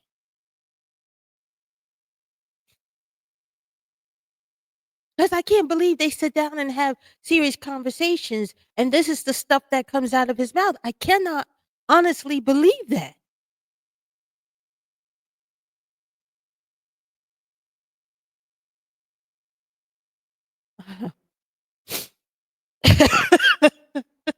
I don't know why that got me, but that got me. Element is what you actually mean. go ahead and date around, right? But then you say, don't do X, Y, Z. Okay? So the comparison of the strip club and men is the same comparison. It's that same logical entailment when you're telling women to go ahead and date around, but to not do something. When women are dating multiple men, are you serious? The probability would increase for her to be more promiscuous. Are you serious? Answer that question. He doesn't want to answer the question. Just answer it. So you're telling you're telling the whole world right now that a woman dating is going to lead to sex? One second. Again, answer the question. You're running away like a woman. Answer the question. If women date around, would the probability increase for her to be more promiscuous? Do you want me to answer the question? Yes. Thank you so much, my beautiful brother. Yes or no? Are you telling the world that dating leads to sex? I'm telling the world, if you go ahead, if you're dating a whole lot of people, it's a higher probability. My claim is this: if you're dating a whole lot of people in modernity, right, the probability increases for the woman to sleep around. You don't believe that? No. That's your dating advice. No, brother. You don't believe the that? women I know are highly disciplined, but I'm sorry. The women that you know. They're not turned on by food. So if they're disciplined, why would you have to say this? They're not turned on by food. If they're disciplined, you just contradict yourself. Because if your father didn't teach you, I will. Okay, if the woman is disciplined, why even make this status? He just wants to argue now. You see? No, because this is a real debate here. Before it was just context. Weird. If you really okay. Bro, hey, brother, you won right now. You won, bro. You know I did because your logic just doesn't add up, brother. Right. Just doesn't add up. You got it. So it seems like, honestly, is at this point, this is the last topic. We can't really move forward. Yada really already said he's running low on energy. Yes. Cool. That the questions not really being answered anymore at this point. Yeah, he didn't answer no questions. And I don't want to talk in circles. I really want to be able to progress in conversation. So let's go ahead, finish out these super chats, and let's drop that. Can you drop that final poll while we read this as well? What we'll do here, to the best of your abilities, guys, this was a much shorter debate here. We had 3 very short rounds for the people that watched, and I mean, short relative to hardly initiated standards, at least. Yo, you actually telling women to be recreational use only with that advice you gave. You know that, right? What we want to do here, I want you guys to vote on who was the winner of this debate here, either Cooley or Yada. All right.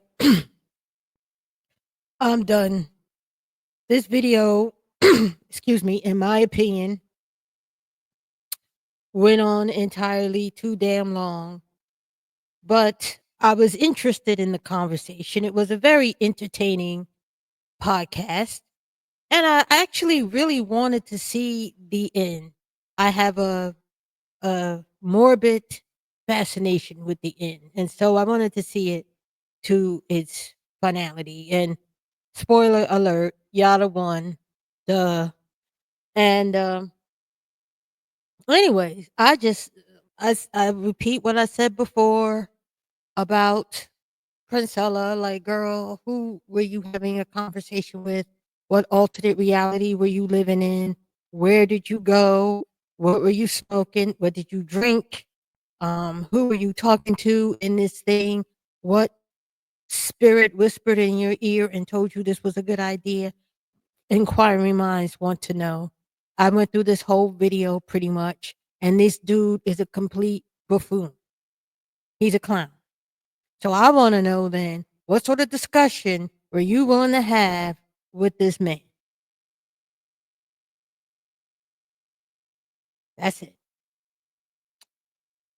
Make sure to like, share, and subscribe. Do leave your comments in the comment section. I do appreciate them. They help me on the algorithm, and your girl needs some help on the algorithm. Practice some sisterhood, ladies, and put me in the algorithm. I would appreciate it.